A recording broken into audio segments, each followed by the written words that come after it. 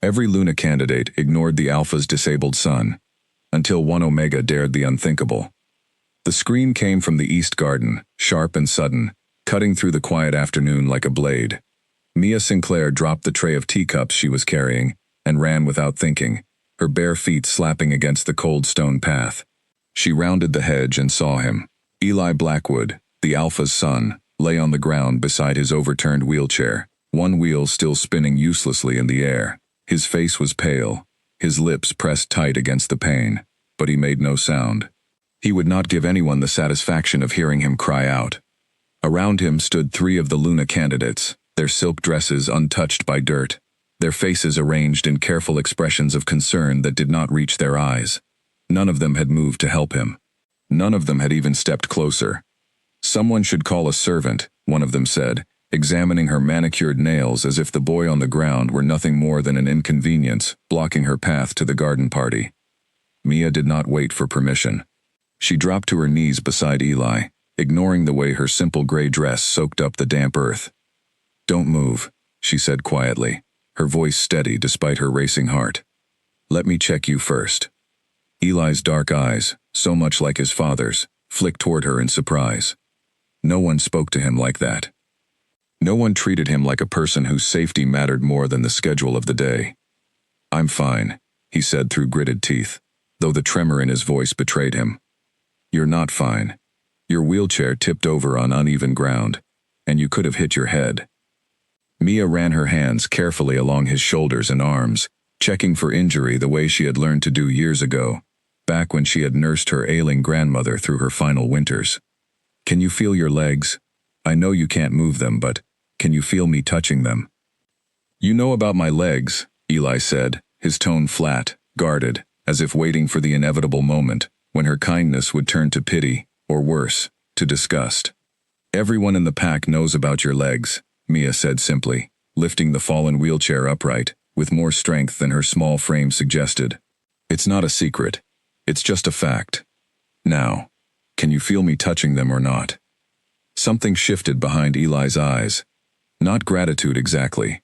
Not yet. But something close to curiosity. "Yes," he admitted. "I can feel it. I just can't move them." "Good. That means nothing new happened today. You just took a hard fall." Mia positioned the chair beside him and, without waiting for an invitation, slid her arms beneath him and helped lift him back into the seat with a practiced motion, as if she had done this 1,000 times before, though this was the very first. He was lighter than she expected, his upper body strong from years of compensating for what his legs could not do. The 3 candidates watched this entire exchange in stunned silence, their painted faces frozen somewhere between disbelief and disdain. "You're getting your dress dirty," one of them finally said, as though this were the most important detail of the entire scene. Mia did not even look up. "It's just a dress."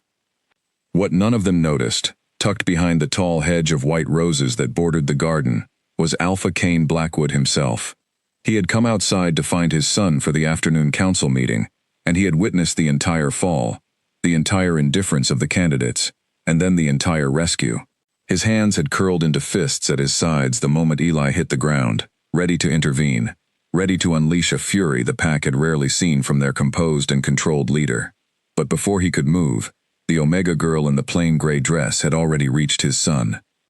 Cain stood frozen behind the hedge, watching as this stranger, this low-ranking Omega whose name he barely knew, spoke to his son not with pity but with plain, practical concern. She did not fuss over him. She did not treat him like something fragile and broken. She treated him like a person who had simply fallen, the way anyone might fall. For 6 years, since the accident that had taken the use of Eli's legs and very nearly taken his life, Cain had watched a parade of women move through his pack house during trial season after trial season. Every one of them had smiled sweetly at the Alpha, complimented his strength, praised his leadership, and then turned away from his son, as though he were an embarrassment to be managed, rather than a boy who deserved love. Cain had grown so used to this pattern that he expected nothing else. He had begun to believe that no one in this world could look past his son's condition and see the brilliant, sharp-witted boy underneath.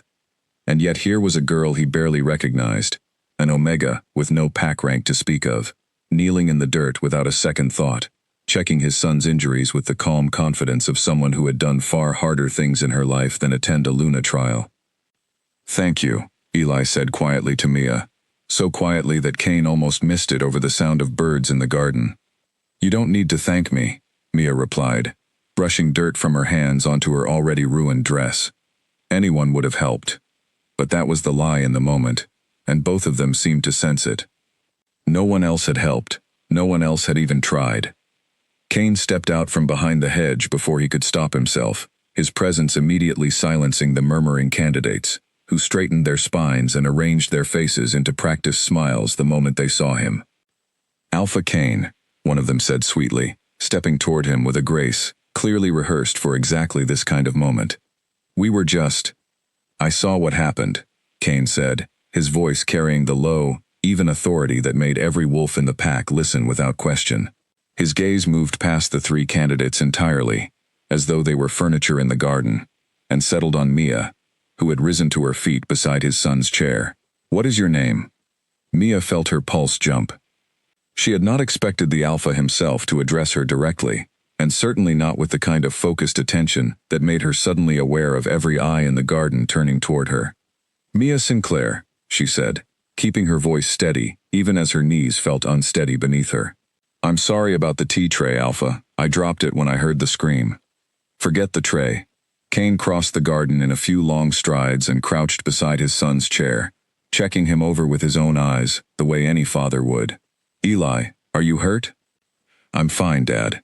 Mia already checked. Eli's use of her name, spoken so easily, so naturally, was not lost on anyone in the garden. In 6 years, Eli rarely spoke to any of the Luna candidates by name at all. Most of them he did not bother to learn. Cain studied his son's face for a long moment, searching for any hidden pain, and found none beyond the ordinary discomfort of a hard fall. He rose slowly to his full height, a head taller than everyone else in the garden, and turned his attention back to Mia. "You knew how to check for spinal injury," he said. "It was not quite a question." "My grandmother was paralyzed after a car accident when I was 12, Mia explained. "I helped care for her until she passed. You learn things in situations like that." Something in Cain's chest tightened at her words, though he could not have named the feeling in that moment. It was not attraction, not exactly, though he would come to understand later that it had been the first seed of something far deeper. It was recognition. Here was someone who understood, in her bones, what it meant to care for a body that did not work the way the world expected it to. Here was someone who had learned compassion, not from books or lessons but from love, real love, tested by hardship. The three candidates, sensing the shift in attention and not liking it one bit, began to make their excuses. One claimed she needed to change for the evening dinner. Another suddenly remembered an appointment with the pack's head seamstress. The third simply drifted away without a word, her earlier sweetness evaporating the moment it was no longer useful. "I should get back to my duties," Mia said, suddenly aware of how out of place she must look, standing in a ruined dress before the alpha of the pack. "I'm sorry again about the tray." "Wait," Cain said, and something in his tone made both Mia and Eli go still. "How long have you been at the trials?" "Since they began, 3 days ago, though I don't expect to be here much longer." She said this without bitterness, simply as fact. "I have no pack rank. My family sent me because they hoped it might bring us some favor, but I never expected to actually be considered." "Why did you help him?" Cain asked, nodding toward Eli. None of the other candidates even looked at him. Mia glanced at Eli, who was watching this exchange with an unreadable expression, his guard clearly still raised despite everything that had just happened between them. "Because he needed help," she said simply. "That's all. I didn't think about anything else." It was the honesty of the answer, the lack of calculation in it, that struck Cain the hardest. Every other candidate in this trial had calculated every word, every gesture, every smile, all of it aimed at winning his favor. This girl had not calculated anything at all. She had simply acted. "I would like you to join us for the evening meal," Cain said, and the words surprised even him as they left his mouth. "Both of you.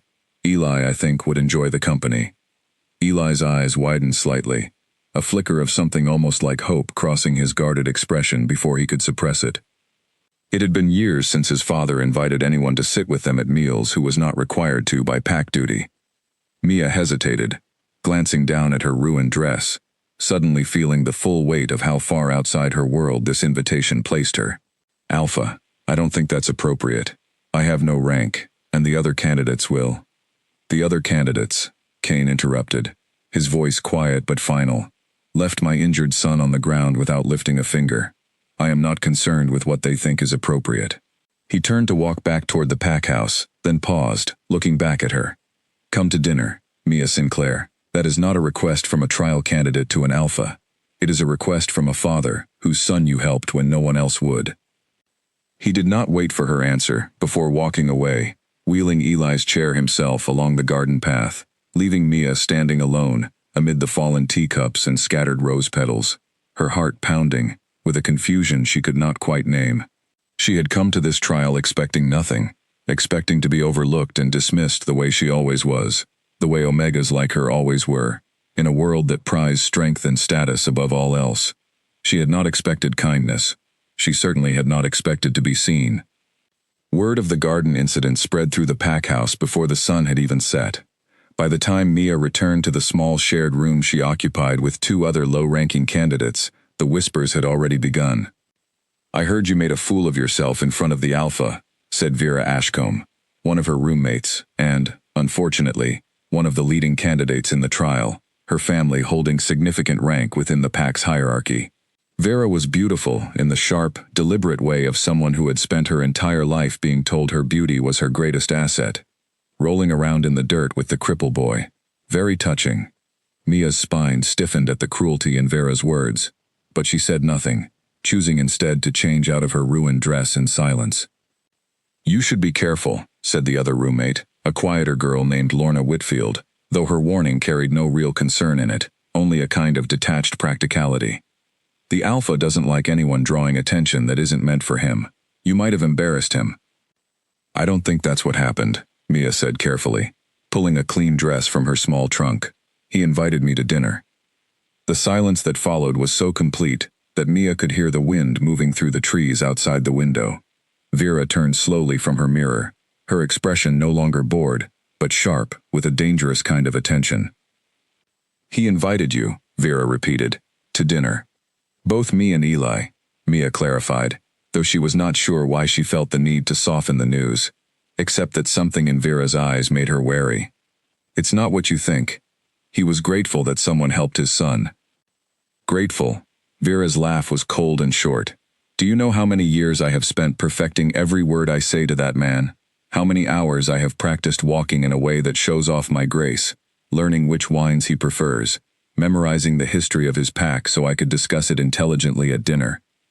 And you win an invitation by getting your dress dirty in front of his broken son. Don't call him that, Mia said, before she could stop herself, her voice sharper than she intended. Vera's eyebrows rose in surprise, clearly not expecting the quiet Omega to push back. Call him what? Broken? That's what he is, Mia. Everyone in this pack knows it. That's why none of us waste our time on him. The boy will never lead this pack. He'll never even walk again.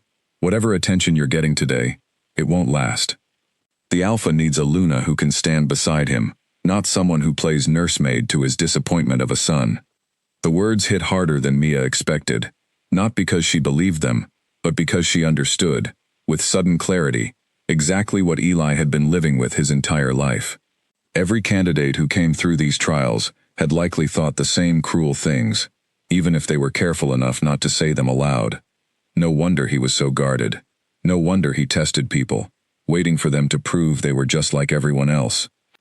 Mia said nothing more to Vera. She finished dressing in silence, her mind already turning toward the evening ahead, toward the strange and unexpected invitation that had upended everything she thought she understood about her place in this trial. She did not know, as she walked out of that room and down the long corridor toward the private dining hall, that she was walking toward the first night of a story that would change not only her own life, but the life of a boy who had long ago stopped believing that anyone could see him as anything other than broken. The private dining hall was smaller than the grand hall used for official pack functions, warmed by a low fire and lit with soft lamplight rather than the harsh brightness of chandeliers. A single long table sat at its center, set for three. Mia paused in the doorway, suddenly overwhelmed by the intimacy of the setting.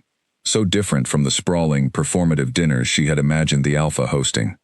Eli was already seated at the table, his wheelchair positioned comfortably at its edge, and he looked up when she entered, his expression carefully neutral, still testing the waters of whatever this strange evening might become. "You came," he said, and there was something in his voice that suggested he had half expected her not to. "The Alpha invited me." It didn't seem wise to refuse. Mia took the seat across from him, folding her hands in her lap, unsure of the proper etiquette for a dinner she had never expected to attend. "That's not why you came," Eli said, studying her with the same sharp, searching look his father often used. "You could have made an excuse. People make excuses to avoid me all the time." Mia met his gaze directly, refusing to look away, the way so many others clearly did. "I came because I was curious. And because I wanted to make sure you were really all right after your fall. A hard landing like that can bruise more than skin."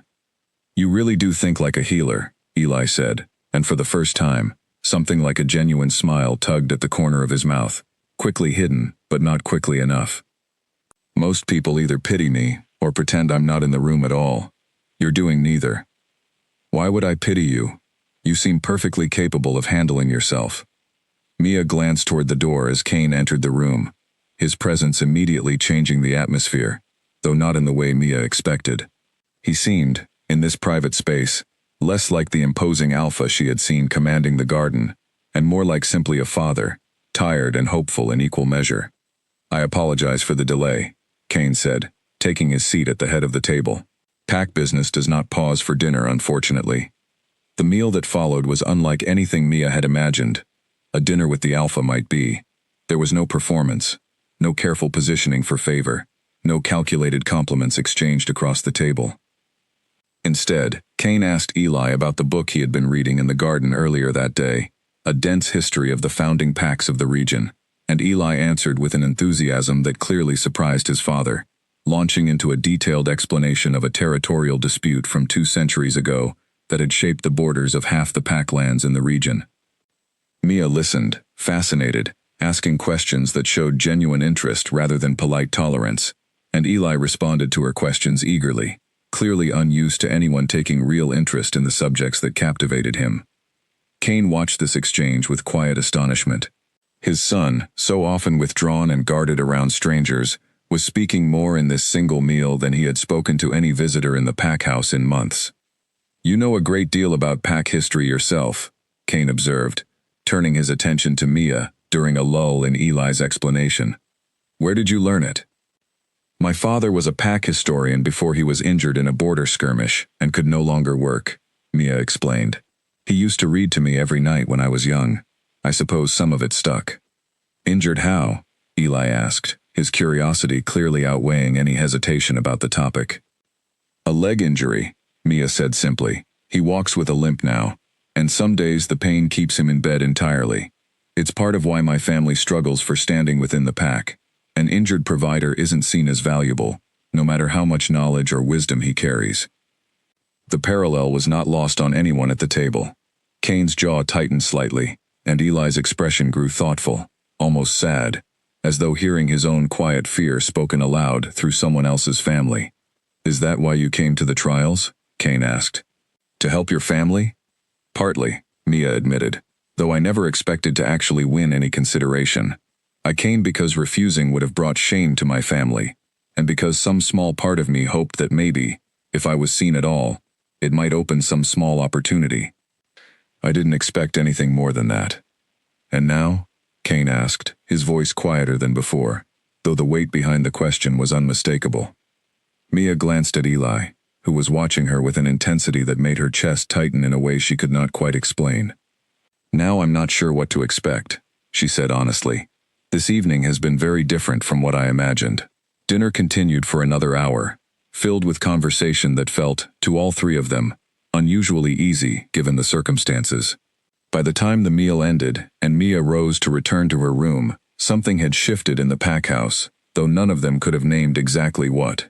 Eli watched her leave with an expression his father had not seen on his son's face in years, something bright and cautiously hopeful, quickly hidden, but not quickly enough for Cain to miss it entirely. "She's different," Eli said quietly, once Mia had gone, his eyes still fixed on the doorway. "Yes," Cain agreed, his own thoughts far more complicated than he was ready to admit, even to himself. "She is." Neither of them could have known, that first evening, exactly how much that difference would come to matter, or how many people within the pack would move to destroy it before it had the chance to fully bloom. But for now, in the warm quiet of the private dining hall, there was only the fragile beginning of something neither father nor son had dared to hope for in a very long time. And in a small shared room down the corridor, Mia Sinclair lay awake long into the night, replaying the evening in her mind, wondering why her heart would not stop racing, and wondering, too, what price she might pay for daring to care about a boy the rest of the pack had chosen to ignore. The morning after the dinner, the pack house buzzed with a different kind of tension than Mia had grown used to during the trials. Instead of the usual competitive chatter among candidates comparing dresses and strategies, there was a colder, sharper energy in the air, and it followed Mia wherever she walked. "There she is," someone murmured, as Mia passed through the breakfast hall, not bothering to lower her voice enough to hide the comment. "The girl who had dinner with the Alpha, and his son." Mia kept her eyes forward, and her pace steady, though she felt the weight of dozens of stares pressing against her from every direction. She had known, even as she accepted the invitation the night before, that word would spread quickly. She had not expected the reaction to feel quite this hostile. Vera Ashcombe was waiting for her near the entrance to the garden, flanked by two other high-ranking candidates, whose names Mia barely knew. Diane Castellan, tall and cold-eyed, and a quieter girl named Rosalind who rarely spoke, unless Vera prompted her to. "Enjoy your dinner?" Vera asked, her tone light, but her eyes sharp as knives. "It was pleasant," Mia said simply, refusing to give Vera the satisfaction of a longer response. "Pleasant." Vera repeated the word as though tasting something bitter. "I'm sure it was. Tell me, did you discuss wedding plans over dessert, or did you save that conversation for after the crippled boy went to bed?" The cruelty of the comment struck Mia like a slap, and it took every ounce of her self-control not to respond in kind. "His name is Eli," she said instead, keeping her voice level. "And no, we did not discuss anything of the sort. We talked about pack history.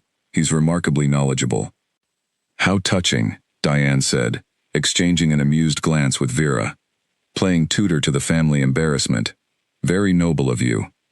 "He is not an embarrassment." Mia felt heat rising in her chest, a rare flash of anger breaking through her usual composure. "He is the Alpha's son, and he deserves the same respect any of you would expect if your positions were reversed." "Our positions will never be reversed," Vera said, stepping closer, her voice dropping to something colder and more dangerous. "Because unlike you, we understand how this pack actually works. Aluna needs to stand beside her Alpha as a symbol of strength. She needs to be seen as capable of leading, of bearing strong pups, of representing this pack to every other pack in the region. What exactly do you think an Omega with a broken family and no rank has to offer that comparison?" "I don't know," Mia said honestly, refusing to back down despite the tremor she felt building in her hands. "But I know that kindness matters too, and I know that the Alpha noticed which candidates showed it, and which ones didn't." Vera's expression flickered, just briefly, with something that might have been uncertainty before hardening back into contempt. "One dinner means nothing. Cain Blackwood has entertained 100 small kindnesses from candidates over the years, and married none of them. You'll be gone within the week, just like all the others who thought a little sympathy for his son would win them a crown." With that, Vera turned and swept away, her companions following close behind, leaving Mia standing alone in the corridor, with her heart pounding, and her hands still trembling with suppressed anger. She told herself the words meant nothing, that Vera's cruelty came from insecurity rather than truth, but a small, persistent doubt lodged itself in her chest regardless. What if Vera was right? What if last night had been nothing more than a passing moment of gratitude that would fade as quickly as it had appeared? She found herself walking toward the garden without quite deciding to go there, drawn by some instinct she did not fully understand. She found Eli exactly where she had first met him, seated near the same white rose hedge, a different book open in his lap this time. "You look upset," Eli observed without looking up from his page. though his tone suggested he had noticed her arrival the moment she stepped into the garden. "I'm fine," Mia said, echoing the same words he had used the day before, and the small irony of it drew a faint, surprised laugh from him. "That's what I said yesterday, and you told me I wasn't fine." He closed his book and looked up at her properly, studying her face with the same sharp attentiveness he seemed to apply to everything. "So, which of us is lying now?" Mia hesitated, then sat down on the stone bench across from his chair, surprising herself with her own honesty. "Some of the other candidates aren't happy about last night's dinner. They made that clear this morning." "Let me guess." Eli's expression darkened slightly, though not with surprise. Vera Ashcombe led the charge. "You know her?" "Everyone knows Vera. She's been coming to my father's trials for 2 seasons now, ever since her family gained enough standing to put her forward as a candidate. She's cornered the market on making people feel small." Eli's jaw tightened. "She used to try that with me too, when I was younger, and hadn't yet learned to ignore it." "What did she say to you?" Mia asked, before she could stop herself, then immediately wondered if the question crossed some line she shouldn't have approached. Eli was quiet for a long moment, his fingers tracing the edge of his book's cover. "She once told my father, in front of me, that it was a shame the pack's next alpha would never be able to run with his wolves in the moon ceremonies. As though I couldn't hear her. As though I wasn't sitting right there." His voice remained steady, but Mia could see the old hurt beneath the calm surface. "My father asked her to leave the trials that same evening. She came back the next season anyway, once enough time had passed that people forgot." Mia felt a fresh wave of anger on Eli's behalf, sharper even than what she had felt defending herself in the corridor. That's horrible. How can she still be allowed to compete? "Rank protects people in this pack more than kindness ever does," Eli said, and the resignation in his voice was the saddest thing Mia had heard yet. "Her family holds significant influence.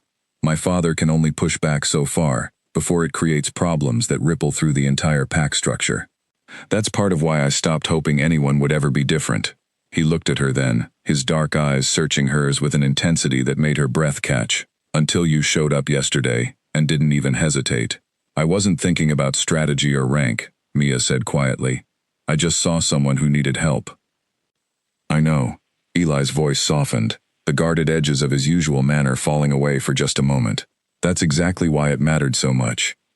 They sat together in comfortable silence for a while after that, the garden's quiet broken only by birdsong and the distant sound of pack activity beyond the hedges.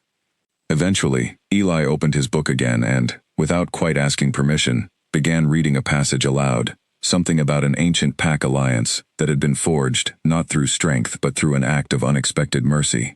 Mia listened, letting the tension of the morning's confrontation slowly drain from her shoulders, and found herself smiling for the first time since Vera's cutting words in the corridor. She did not notice, at first, the figure watching them from the balcony above the garden.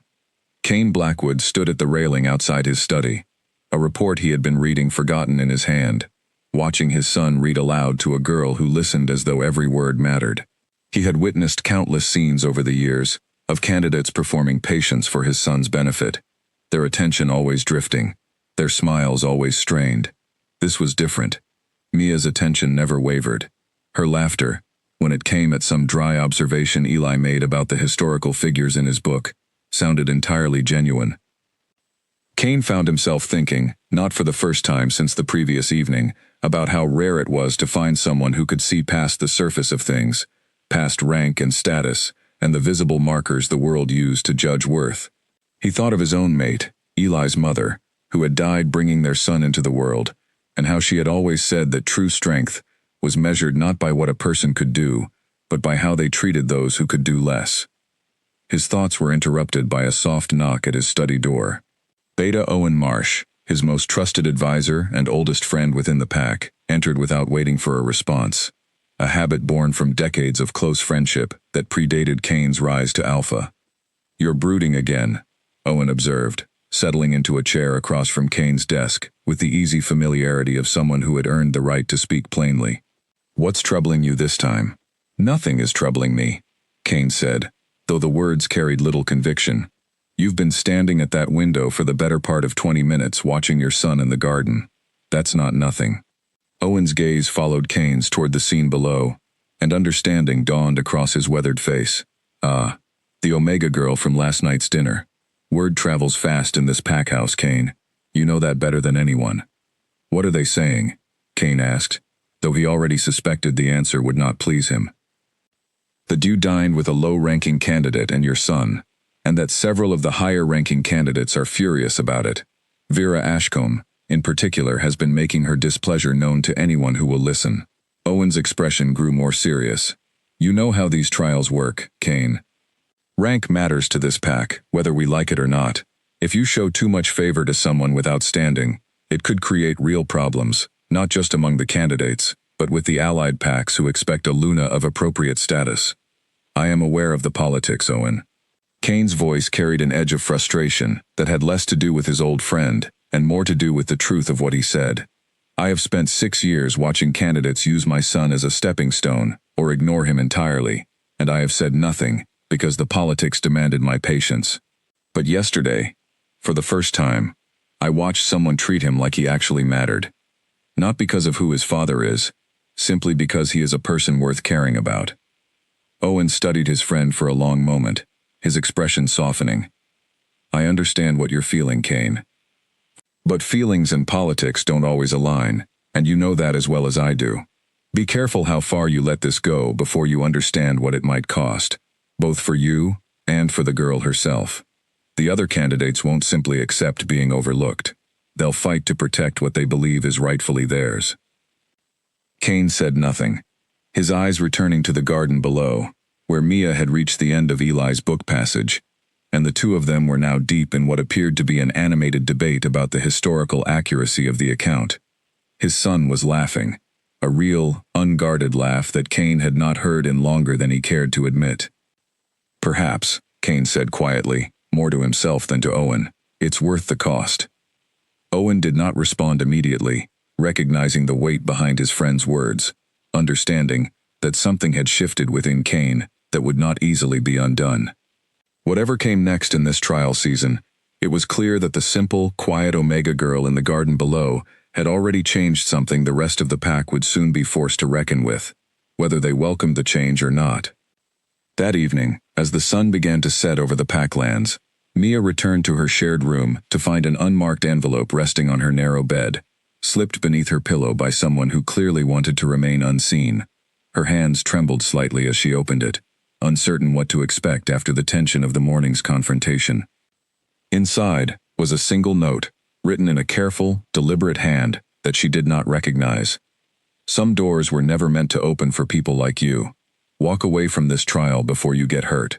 This is your only warning.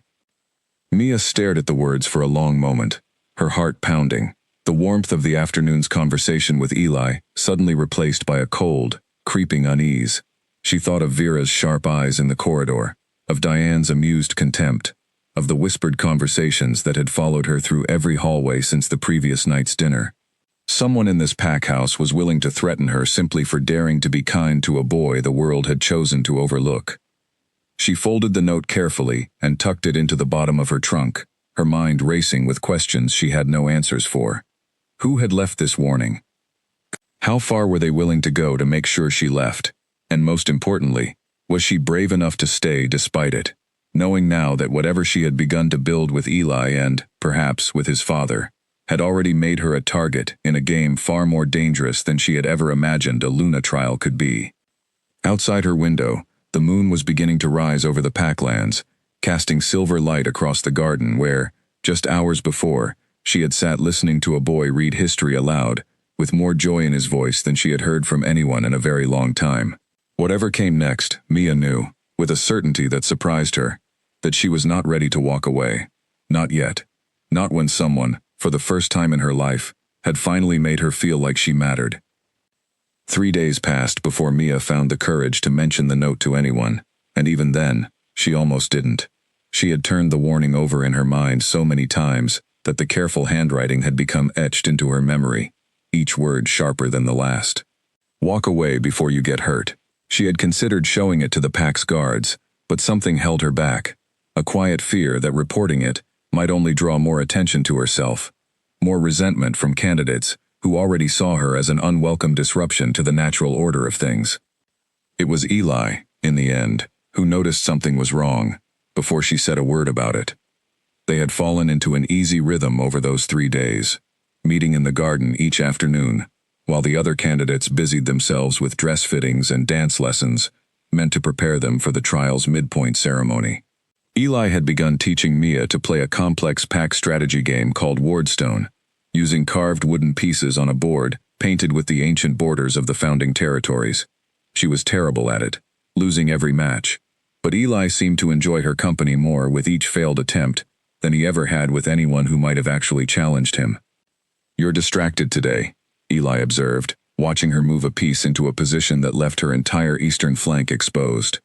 "You've made the same mistake 3 times in a row, and you're normally sharper than that, even when you're losing. I'm sorry. I have a lot on my mind." Mia tried to focus on the board, but her eyes kept drifting toward the garden entrance, as though watching for someone who might be listening. Eli studied her carefully, setting down the piece he had been holding. Something happened. "You've been different since the morning after our dinner. At first I thought it was just the other candidates being cruel, but this feels like something more." Mia hesitated, weighing whether to burden him with her worry, but something about the steady, patient way he waited for her answer, without pushing, without demanding, made the decision for her. She reached into the small pocket sewn into her dress and withdrew the folded note, handing it across the board to him without a word. Eli read it in silence, his expression darkening with each line, his jaw tightening in a way that reminded Mia sharply of his father. "Someone threatened you," he said, his voice low and controlled in a way that suggested real anger simmering just beneath the surface. "Because of me." "Not because of you," Mia corrected quickly, seeing the guilt already forming behind his eyes. "Because of the attention we've both been getting. That's not your fault, Eli." "It's exactly my fault." He set the note down on the game board, his hands curling into fists in his lap. "This is what always happens. Anyone who dares to treat me like a person instead of a burden becomes a target for the people who think I don't deserve kindness. This is why I stopped letting myself hope that anyone would ever be different." "I'm not going anywhere," Mia said firmly, surprising herself with the certainty in her own voice. "A note slipped under my pillow doesn't scare me off that easily." "It should," Eli said, though something in his eyes suggested he was grateful, desperately grateful, that it hadn't. "You don't know what some of these candidates are capable of when they feel threatened. Vera Ashcomb's family has old grudges within this pack, connections to people who wouldn't hesitate to make your life difficult if they thought it would clear her path." "Then we should tell your father," Mia said, though even as she spoke the words, she felt a flicker of hesitation. Involving Kane meant escalating something that already felt dangerously large, meant admitting that whatever fragile thing had begun between them over the past few days was significant enough to warrant the Alpha's personal attention. "He'll want to know," Eli agreed. "He takes threats against pack members seriously, especially ones connected to the trials. But Mia, once he knows, there's no going back from it. He'll investigate, and whoever sent that note will know they've been discovered. Things could get worse before they get better." Mia thought of the cold, careful handwriting, of the certainty in those threatening words, and felt a shiver of fear that she quickly pushed aside.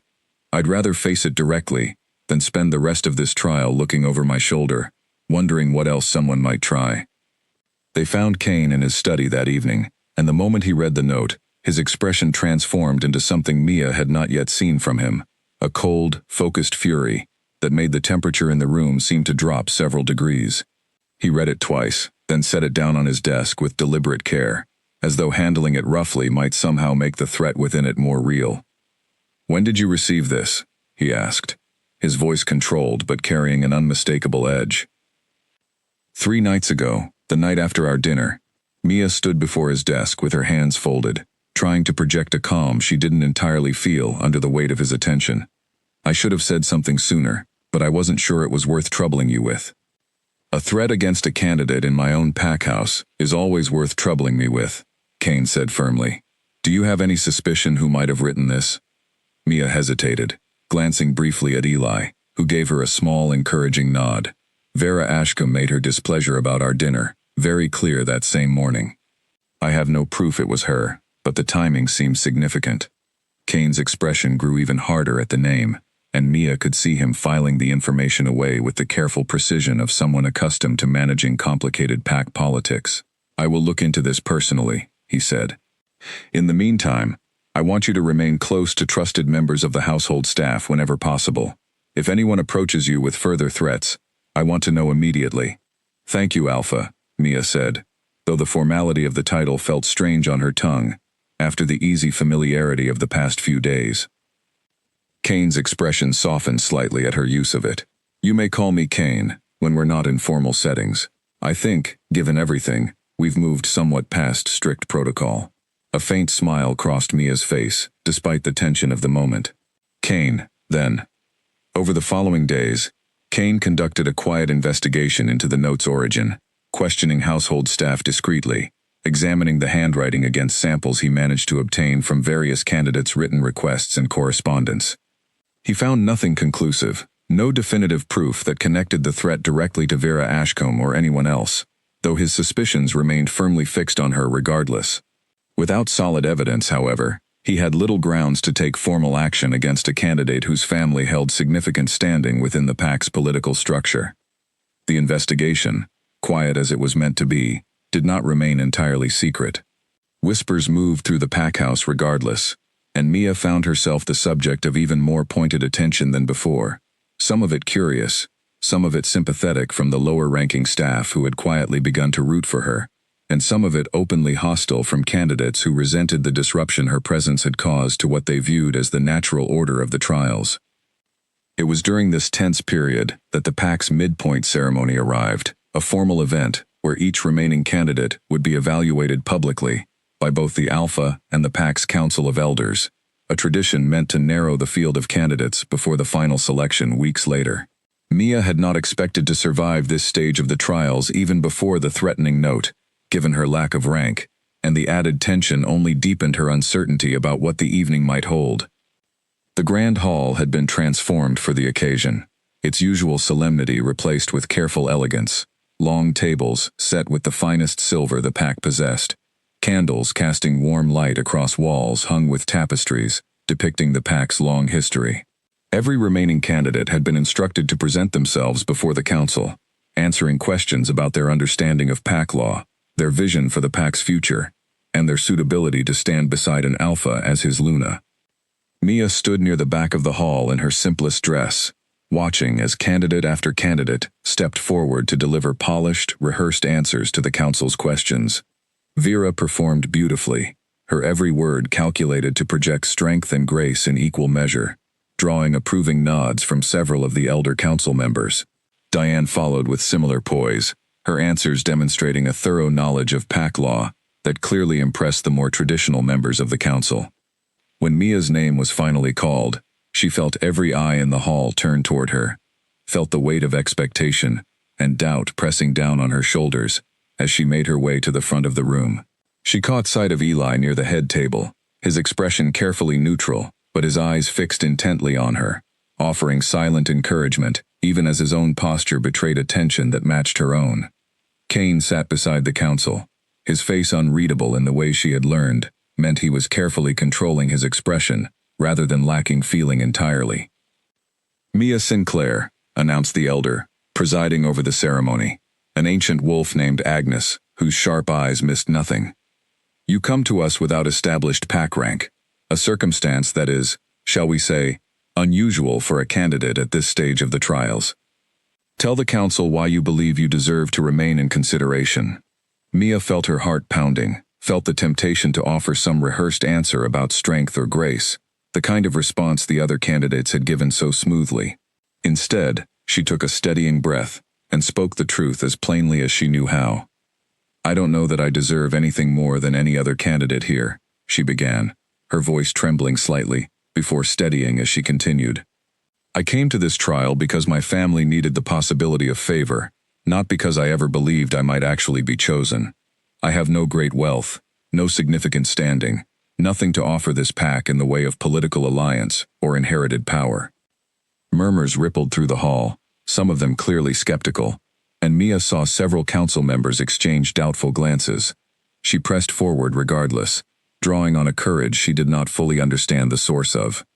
But I do know how to care for people, she continued. I spent years caring for my grandmother after an injury left her unable to walk, and in that time, I learned that the measure of a person's worth has nothing to do with what their body can or cannot do. It has everything to do with the strength of their character, the sharpness of their mind, and the kindness in their heart. If this pack needs a Luna who can offer alliance and inherited standing, then I am certainly not the candidate you're looking for.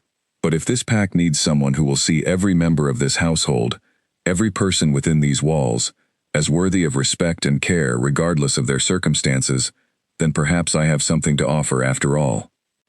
The silence that followed her words stretched long enough that Mia feared she had made a grave mistake, that her honesty had cost her whatever small chance she might have had. Then, to her astonishment, she saw Elder Agnes's stern expression soften slightly, a flicker of something like respect crossing the old wolf's weathered face. "That is a bold answer, young one," Agnes said slowly. "Bold, and perhaps unwise given the political realities of pack leadership, but I will say this. In all my years presiding over these trials, I have rarely heard a candidate speak with such honesty, rather than calculated performance." She turned to consult briefly with the other council members before addressing the hall once more. "The council will take your words under consideration." Mia returned to her place near the back of the hall on unsteady legs, her heart still racing, uncertain whether she had just secured her continued place in the trials or sealed her elimination through her own stubborn honesty. She caught Eli's eye across the room and saw something there that steadied her more than any council decision could, a look of open, unguarded pride that made the risk of her honesty feel, in that moment, entirely worth it.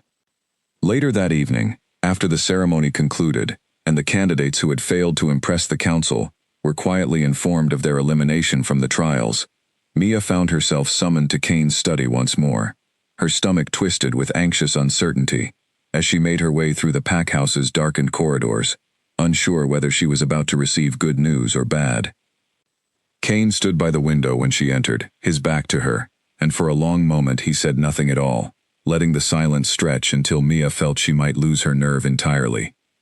"The council was divided about your answer tonight," he finally said, turning to face her.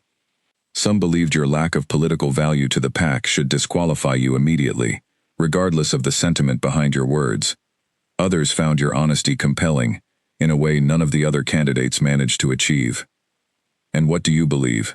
Mia asked, surprising herself with the directness of the question. Kane studied her for a long moment before answering, his dark eyes carrying a weight she could not fully interpret. "I believe," he said slowly, "that in 6 years of these trials, no candidate has ever spoken to my son the way you speak to him, or looked at him the way you look at him, without expectation of reward. I believe that matters more to me than political alliance, though I understand that makes me somewhat unusual among alphas of my standing." He paused, something almost vulnerable crossing his composed features. "You remain in the trials, Mia Sinclair. The council has agreed, reluctantly in some cases, to let you continue." Relief flooded through Mia so intensely that she felt her knees weaken slightly, though she managed to keep her composure, as she offered a grateful nod. "Thank you, Kane." "Don't thank me yet," he said, his expression growing more serious once more. "The threat against you remains unresolved, and tonight's ceremony will only have deepened the resentment some candidates feel toward your continued presence. I need you to understand that staying in this trial means staying in danger, at least until I can identify who sent that note and put an end to whatever scheme they're planning." "I understand," Mia said, and she meant it, though the weight of his warning settled heavily in her chest as she made her way back to her room that night, past candidates whose eyes followed her with open hostility, now that her survival through the midpoint ceremony had become public knowledge throughout the packhouse. Whatever came next in this trial, she knew with growing certainty that the path ahead would only grow more difficult, more dangerous, before it had any chance of leading somewhere worth reaching. The days following the midpoint ceremony brought a chill to the packhouse that had nothing to do with the changing season. Mia felt it every time she walked through the corridors, in the sudden silences that fell over conversations when she entered a room, in the pointed way certain candidates turned their backs when she passed. She had expected some resentment after surviving a stage of the trials that many believed she had no right to reach, but the intensity of the hostility still caught her off guard. Vera Ashcombe, in particular, had grown colder and more calculating in her approach. Where before she had confronted Mia directly, sharp words traded openly in hallways and gardens, now she seemed to have retreated into a quieter, more dangerous kind of scheming, watching Mia from across rooms with an expression of careful, patient calculation that unsettled Mia far more than open hostility ever had. "She's planning something," Mia said to Eli one afternoon, as they sat together in what had become their regular spot in the garden, the wooden wardstone board set up between them, though neither of them had made a move in several minutes. "I can feel it. She stopped attacking me directly, and that worries me more than when she was." "Vera never does anything without careful planning," Eli said, his expression troubled. "When she goes quiet, it usually means she's waiting for the right moment to strike somewhere that will actually hurt." "What do you think she'll do?" Eli was quiet for a long moment, his fingers absently turning one of the carved wooden pieces over in his hand. "I don't know, but I know she's ambitious enough to do almost anything if she believes it will secure her position. She spent 2 full trial seasons building toward this moment. She won't let someone like you take it from her without a real fight." The warning proved prophetic sooner than either of them expected. 3 days later, during a pack gathering meant to celebrate the arrival of autumn, an event traditionally held in the pack's largest outdoor courtyard with games, food, and dancing, meant to boost morale before the difficult winter months ahead, disaster struck in a moment that would haunt Mia for weeks afterward.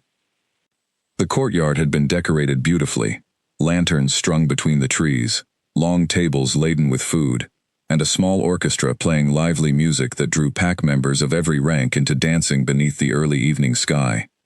Eli had been positioned near the edge of the festivities, his wheelchair situated on a section of ground that had been specially leveled for the occasion, allowing him to watch the celebration, without the difficulty of uneven terrain that so often complicated his movement through outdoor spaces. Mia had gone to fetch him a plate of food from the tables when it happened. She heard the commotion before she saw it, a sudden cry of alarm rising above the music, and her heart lurched with dread even before she turned to see the scene unfolding behind her. Somehow, the section of ground beneath Eli's chair had given way, a section that should have been perfectly stable, sinking suddenly, as though the earth itself had betrayed him. His chair tipped violently, and though quick-thinking pack members nearby managed to catch him before he hit the ground fully, the fall still left him shaken and in obvious pain, his shoulder having taken the brunt of the impact. Mia dropped the plate she was carrying and ran, pushing through the gathering crowd with a desperation that surprised even her.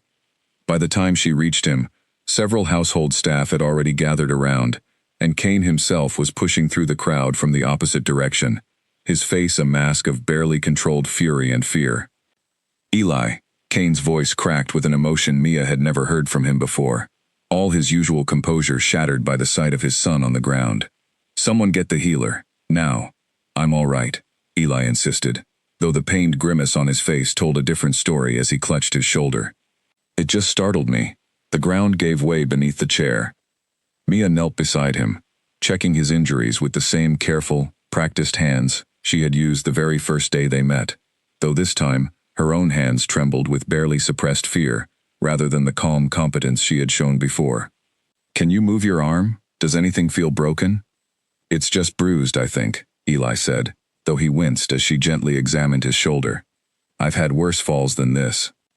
That fact, rather than offering comfort, only deepened Mia's anger at the thought of it, the realization that Eli had grown so accustomed to accidents and falls that this one barely registered as remarkable to him. She looked up and caught Kane's eye, saw the same fury reflected there, and understood immediately that neither of them believed this had been a simple accident. The pack's healer, an elderly wolf named Dr. Hale, arrived within minutes and confirmed that Eli had suffered a significant bruise to his shoulder, but no broken bones, a relief that did little to calm the growing storm of Kane's temper, as he ordered the courtyard cleared and demanded an immediate investigation into how the ground beneath his son's chair had given way so suddenly. The investigation that followed revealed a disturbing truth. The section of ground where Eli's chair had been positioned had been deliberately weakened, the earth beneath it dug out and loosely refilled in a manner designed to look stable while actually being primed to collapse under weight. This was no accident. Someone had planned this, had known exactly where Eli would be positioned during the celebration, and had engineered a situation intended to cause him harm. Who would do this? Mia asked that evening, sitting beside Eli's bed in the pack house's private medical wing, where Dr. Hale had insisted he rest for the evening despite his protests that he was perfectly capable of returning to his own room.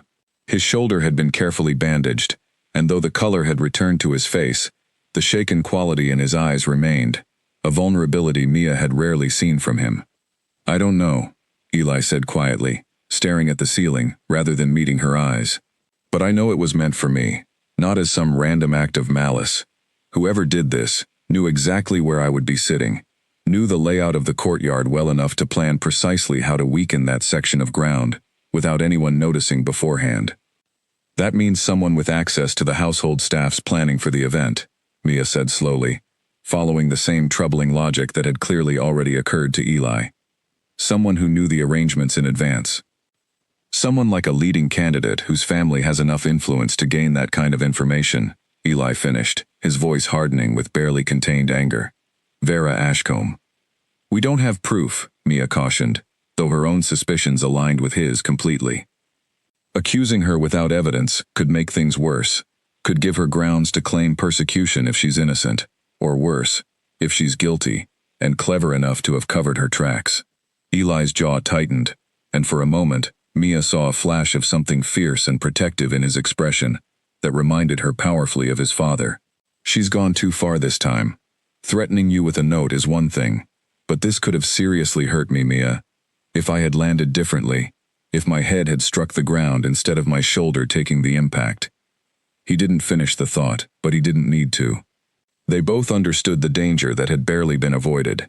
Kane arrived at the medical wing later that evening, having spent hours questioning household staff and reviewing the arrangements for the courtyard celebration, searching for any thread that might lead to the person responsible.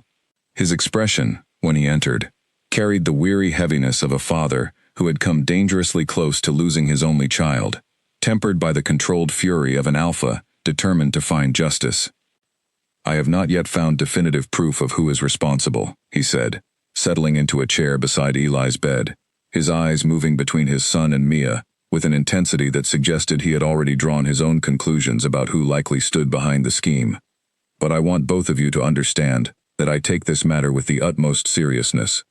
Whoever did this will face severe consequences once I have the evidence to act." "What if you never find proof?" Mia asked, unable to keep the frustration from her voice. "What if whoever did this is careful enough to never leave evidence, and they simply try again, more carefully next time?" Kane's expression grew grim. "Then I will increase security around Eli substantially, and I will make it clear to every remaining candidate that any further incidents will result in immediate and permanent removal from these trials, regardless of proof, regardless of rank or family influence." He looked at his son with an expression of raw, unguarded love that Mia had not seen him display so openly before. "I have let politics dictate too much of my patience over the years, Eli. That ends now. Nothing matters more to me than your safety." Eli's eyes softened at his father's words, some of the tension in his shoulders easing despite the pain of his injury. "I know, Dad. I've always known that. I just wish it hadn't taken something like this to make you say it out loud." The words carried a weight of years, of countless moments when Eli had quietly absorbed the pack's dismissive attitude toward him, had watched candidates ignore him and pack members whisper about his condition, all while his father, bound by the complex politics of leadership, had been unable to fully shield him from the cruelty of a world that valued strength above all else. Kane seemed to feel the full weight of that unspoken history in his son's words, and something in his expression cracked open, raw and honest, in a way Mia had never witnessed from him. "I have failed you in ways I am only now beginning to fully understand," Kane admitted quietly, his voice carrying none of its usual alpha authority, only the simple, painful honesty of a father confronting his own shortcomings. "I told myself that protecting the pack's political stability mattered more than confronting every small cruelty you faced, that you were strong enough to handle it without my constant intervention. I see now how wrong that reasoning was." "You didn't fail me," Eli said softly. "You did the best you could with an impossible situation. But maybe," he glanced toward Mia, a faint, grateful smile crossing his face, despite the pain still evident in his features, Maybe it's time some things changed around here. Kane followed his son's gaze toward Mia, and something passed between the three of them in that quiet medical room. An unspoken understanding that whatever fragile alliance had begun between them over the past weeks had now solidified into something far stronger, forged in the fire of shared danger and mutual protection. Whoever had orchestrated the attack in the courtyard had likely intended to frighten Mia away, to eliminate the threat she posed to whichever candidate stood behind the scheme. Instead, the attack had accomplished the opposite, binding the three of them together with a determination that no amount of scheming or sabotage would easily unravel. "I'm not leaving," Mia said firmly, meeting Kane's eyes with a resolve that surprised even herself. "Whoever did this wants me gone. I won't give them that satisfaction." Kane studied her for a long moment, something like admiration mixing with concern in his expression.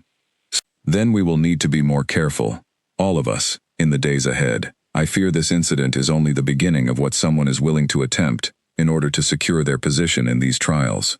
He rose from his chair, his expression hardening once more into the focused determination of a leader preparing for conflict. "I will increase security immediately, and I will personally oversee every remaining stage of this trial to ensure nothing like this happens again.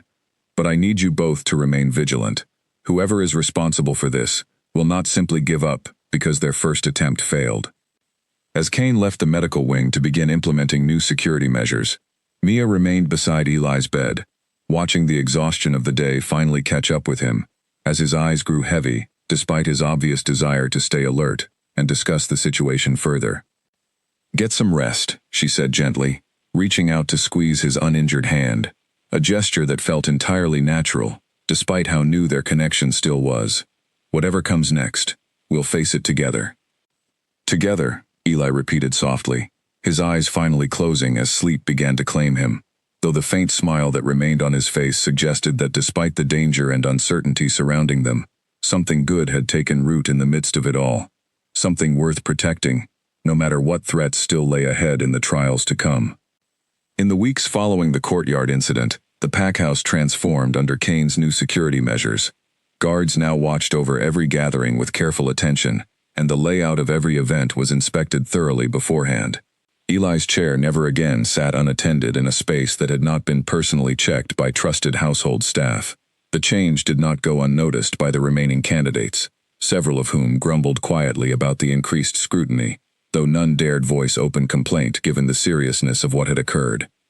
Mia found herself growing closer to Eli with each passing day, their friendship deepening into something neither of them fully named aloud, though both felt its presence in every shared glance, every easy laugh, every quiet conversation that stretched long into the evening hours. She learned about his mother, who had died bringing him into the world, and the guilt he had carried for years, believing, irrationally but powerfully, that somehow his birth had cost the pack a Luna it desperately needed. She learned about the accident, years ago, that had taken the use of his legs, a hunting expedition gone wrong when he was barely 10 years old, an injury that had nearly claimed his life, entirely before Dr. Hale's skilled intervention saved him, though not without permanent consequence. "I used to hate myself for surviving," Eli admitted one evening, as they sat together on the balcony outside his room, watching the stars emerge over the packlands. "I thought, why did I live through that accident, only to become this burden, this disappointment my father has to explain to every visiting pack leader who wonders why his heir can't run with the wolves during moon ceremonies?" "You're not a burden," Mia said firmly, the same conviction in her voice that had carried her through every difficult conversation since they first met in the garden weeks ago. "And you're certainly not a disappointment. I've watched you outthink every candidate in this trial during Wardstone matches. I've heard you recite pack history with more depth and understanding than scholars twice your age.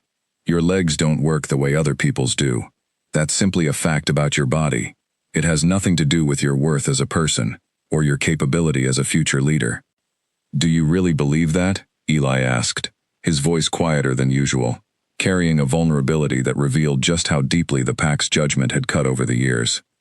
"I know it," Mia said. "And someday, this entire pack will know it too."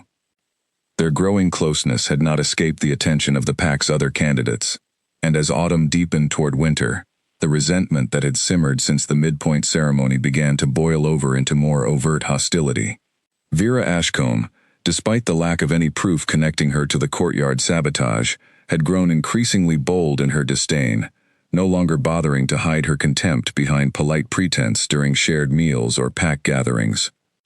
"I don't understand why he hasn't eliminated you yet," Vera said to Mia one afternoon, cornering her in a quiet corridor away from the watchful eyes of the household staff Kane had positioned throughout the pack house. "Everyone knows you'll never be chosen. You have no rank, no political value, nothing to offer this pack except playing nursemaid to a boy who will never lead it. Yet somehow you're still here, taking up space that rightfully belongs to a candidate who could actually help this pack thrive." "Maybe Kane sees something in me that you refuse to acknowledge," Mia replied, refusing to let Vera's words shake her composure, though the confrontation still set her heart racing. "What he sees," Vera said, her voice dropping to something colder and more calculated, "is a temporary distraction, a novelty that amuses his broken son. Nothing more. When this trial ends, and it will end soon, you'll return to whatever obscure corner of the pack lands you came from, and this pack will finally have a Luna worthy of the position." She leaned closer, her eyes hard as flint. "I would advise you to save yourself further humiliation, and withdraw now, before the final selection makes your inevitable elimination public knowledge throughout the entire region." Mia held her ground, refusing to retreat, even as every instinct urged her toward the safety of distance. "I think you're more worried about losing than you're willing to admit. Otherwise, why would you keep wasting your time trying to convince me to leave?" Something flickered across Vera's face, a brief crack in her carefully maintained composure, that told Mia her words had struck closer to truth than Vera wanted to acknowledge. Without another word, Vera turned and swept away down the corridor, leaving Mia standing alone, with her heart still pounding from the confrontation. That evening, Mia found Kane in his study, reviewing documents related to the pack's upcoming winter preparations. She had come to update him on the confrontation with Vera, part of the agreement they had reached to keep each other informed of any concerning developments given the ongoing security concerns. "She's growing desperate," Kane observed after Mia recounted the conversation. "That desperation worries me more than her earlier confidence did. Desperate people make dangerous choices." "Do you think she was responsible for the courtyard sabotage?" Mia asked, a question that had lingered unanswered since the investigation had failed to uncover conclusive proof. Kane's expression grew troubled. "I believe it likely, yes, though I still lack the evidence needed to act on that belief. I have increased the surveillance around her activities, but she is careful enough that proving her involvement may prove difficult, regardless of how strongly I suspect her guilt." He set down the document he had been reviewing, his full attention turning to Mia. "I want you to know that whatever happens in these trials, your safety and Eli's safety remain my highest priority. If the situation grows more dangerous, I will not hesitate to take drastic measures, regardless of the political consequences." "Thank you," Mia said softly, grateful for the reassurance, even as uncertainty about the trial's ultimate outcome continued to weigh on her thoughts. Kane studied her for a long moment, something contemplative in his expression that suggested he was weighing words he had not yet decided whether to speak aloud. "Mia, may I ask you something honestly?" "Of course. Why did you truly stay, after that first threatening note? You could have withdrawn from the trials entirely, returned to your family with no shame attached to the decision, given the danger involved. Yet you chose to remain, despite everything that has followed." His dark eyes held hers with an intensity that made her pulse quicken. "I find myself curious about your reasoning." Mia considered her answer carefully, aware that whatever she said next carried weight beyond a simple explanation. "At first, I stayed because I refused to let fear dictate my choices. I've spent my whole life being underestimated, dismissed because of my family's circumstances, my lack of rank, my Omega status. Walking away from that threat would have felt like proving everyone right about what I could and couldn't handle." She paused, gathering the courage to continue with full honesty. "But that's not why I stay now. Now I stay because of Eli, because of the way he's grown to trust me, to open up in ways he never has with anyone else. From what I understand, I couldn't bear to abandon that trust, no matter what danger comes with staying." "Only because of Eli?" Kane asked, his voice carrying a quiet vulnerability she had not heard from him before. The question hung in the air between them, weighted with implications neither of them had yet dared to speak aloud directly. Mia felt her cheeks warm under the intensity of his gaze, understanding suddenly that this conversation had moved beyond simple discussion of trial politics into something far more personal. Not only because of Eli, she admitted quietly, her heart pounding at the vulnerability of the confession. Though I think you already suspected that. Kane's expression softened into something Mia had never seen from him before, a warmth that transformed his usually composed features into something almost boyish in its unguarded hope. I did suspect it. I simply wanted to hear you say it. The moment stretched between them, charged with unspoken possibility, before Kane seemed to catch himself, some careful restraint reasserting itself as he cleared his throat and returned his attention to the documents on his desk. The trials still have weeks remaining before final selection. I would not want to presume anything before their proper conclusion. Of course, Mia agreed, though the warmth of the moment lingered as she made her way back toward her room that evening, her thoughts a tangled mixture of hope and uncertainty about what the coming weeks might hold, for herself, for Eli, and now, unexpectedly, for whatever fragile connection was beginning to form between herself and the Alpha who had once seemed impossibly distant from her own humble circumstances. She did not know, as she walked through the darkened corridors toward her shared room, that Vera Ashcombe stood watching from a shadowed doorway, having witnessed enough of the conversation through the study's partially open door to understand exactly what she was witnessing. Vera's expression, in that moment, held none of its usual cold composure, replaced instead by a fury, so intense, it left her hands trembling with barely suppressed rage. 2 failed attempts to remove Mia from the trials had not been enough to eliminate the threat she posed. Vera understood now, with painful clarity, that subtlety and quiet sabotage had failed to accomplish what needed to be done. Something more drastic would be required, if she intended to salvage her own ambitions before the final selection arrived and sealed her fate entirely. As she slipped away into the darkness of the pack house, already turning over new schemes in her calculating mind, the fragile happiness that had begun to bloom between Mia, Eli, and Kane remained entirely unaware of the storm that was already gathering to threaten everything they had built. Winter arrived early that year, blanketing the packlands in a thick layer of snow that transformed the courtyard gardens into a landscape of white silence. Despite the cold, the trials continued their steady march toward final selection, and with each passing week, the field of remaining candidates narrowed further, as the council eliminated those who failed to meet the demanding standards of pack leadership. Mia remained among the candidates still standing, though her continued presence had become a source of constant fascination and resentment throughout the pack house in equal measure. She had grown accustomed to the whispered conversations that followed her, the sidelong glances from candidates who still could not understand how an Omega with no rank had managed to survive so many stages of a trial designed to favor status and political value above all else. What none of them fully understood, save for Kane and Eli themselves, was how deeply her presence had reshaped the packhouse's private rhythms. Eli, once withdrawn and guarded even with the household staff who had known him his entire life, now moved through his days with a lightness that had been absent since long before his accident. He laughed more freely, engaged more openly with pack members he encountered, and had even begun, at Dr. Hale's gentle encouragement, working with a physical trainer to strengthen his upper body further, motivated by a hope he had not allowed himself to feel in years.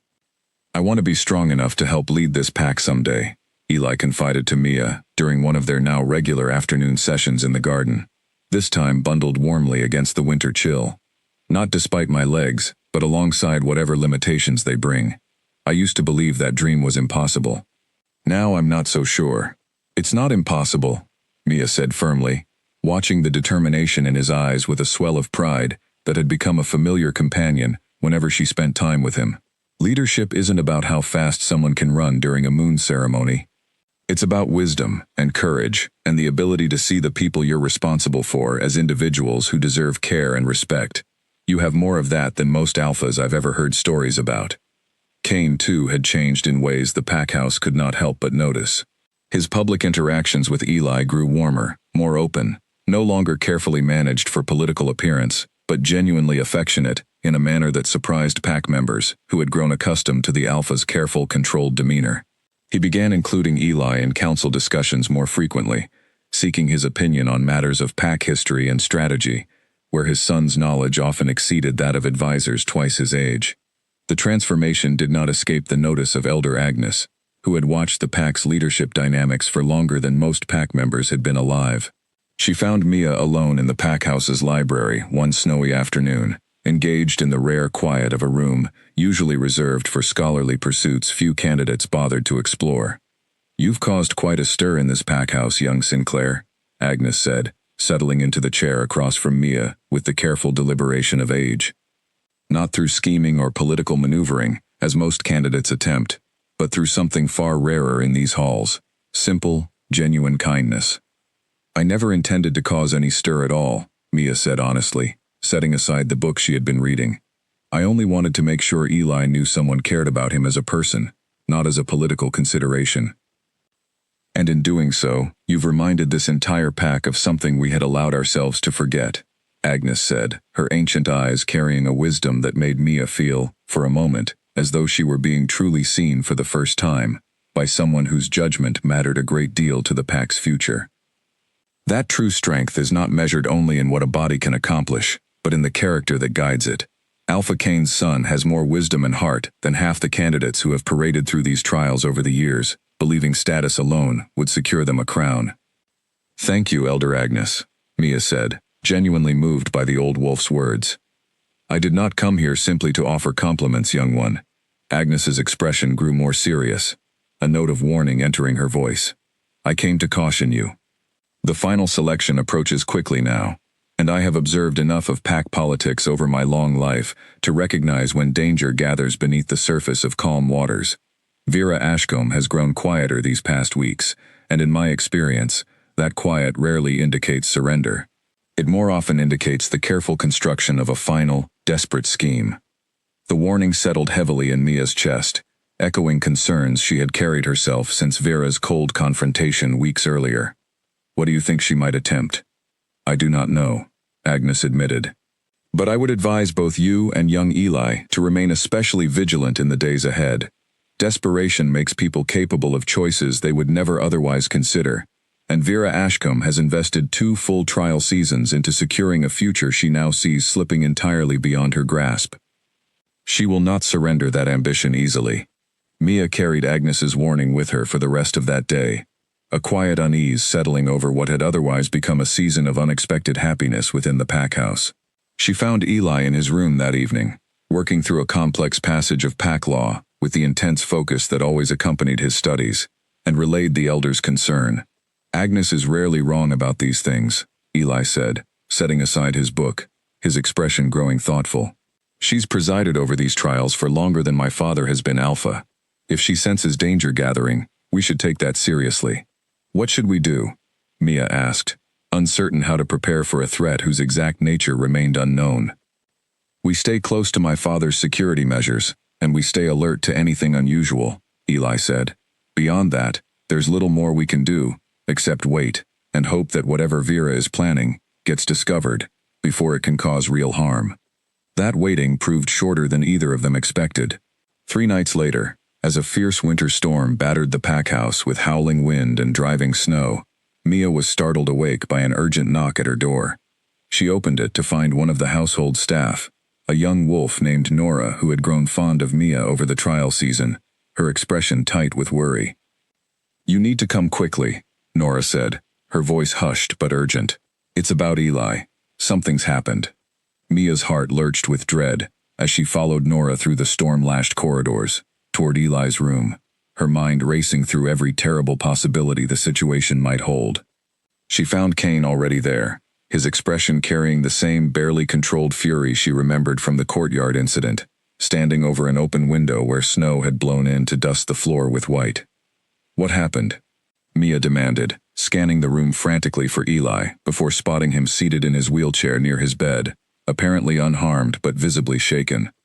"Someone tried to get into my room through the window," Eli said, his voice tighter than usual, though his composure remained largely intact despite the obvious fear still lingering in his eyes. "I heard the noise and called out before they could get further inside. Whoever it was fled the moment I made noise, but they left this behind." He held up a small vial, its contents unmistakably some kind of dark liquid, and Mia felt her blood run cold as understanding dawned. "Poison?"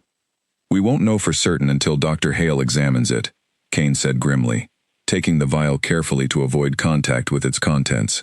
But given the circumstances, I think we can guess at its intended purpose.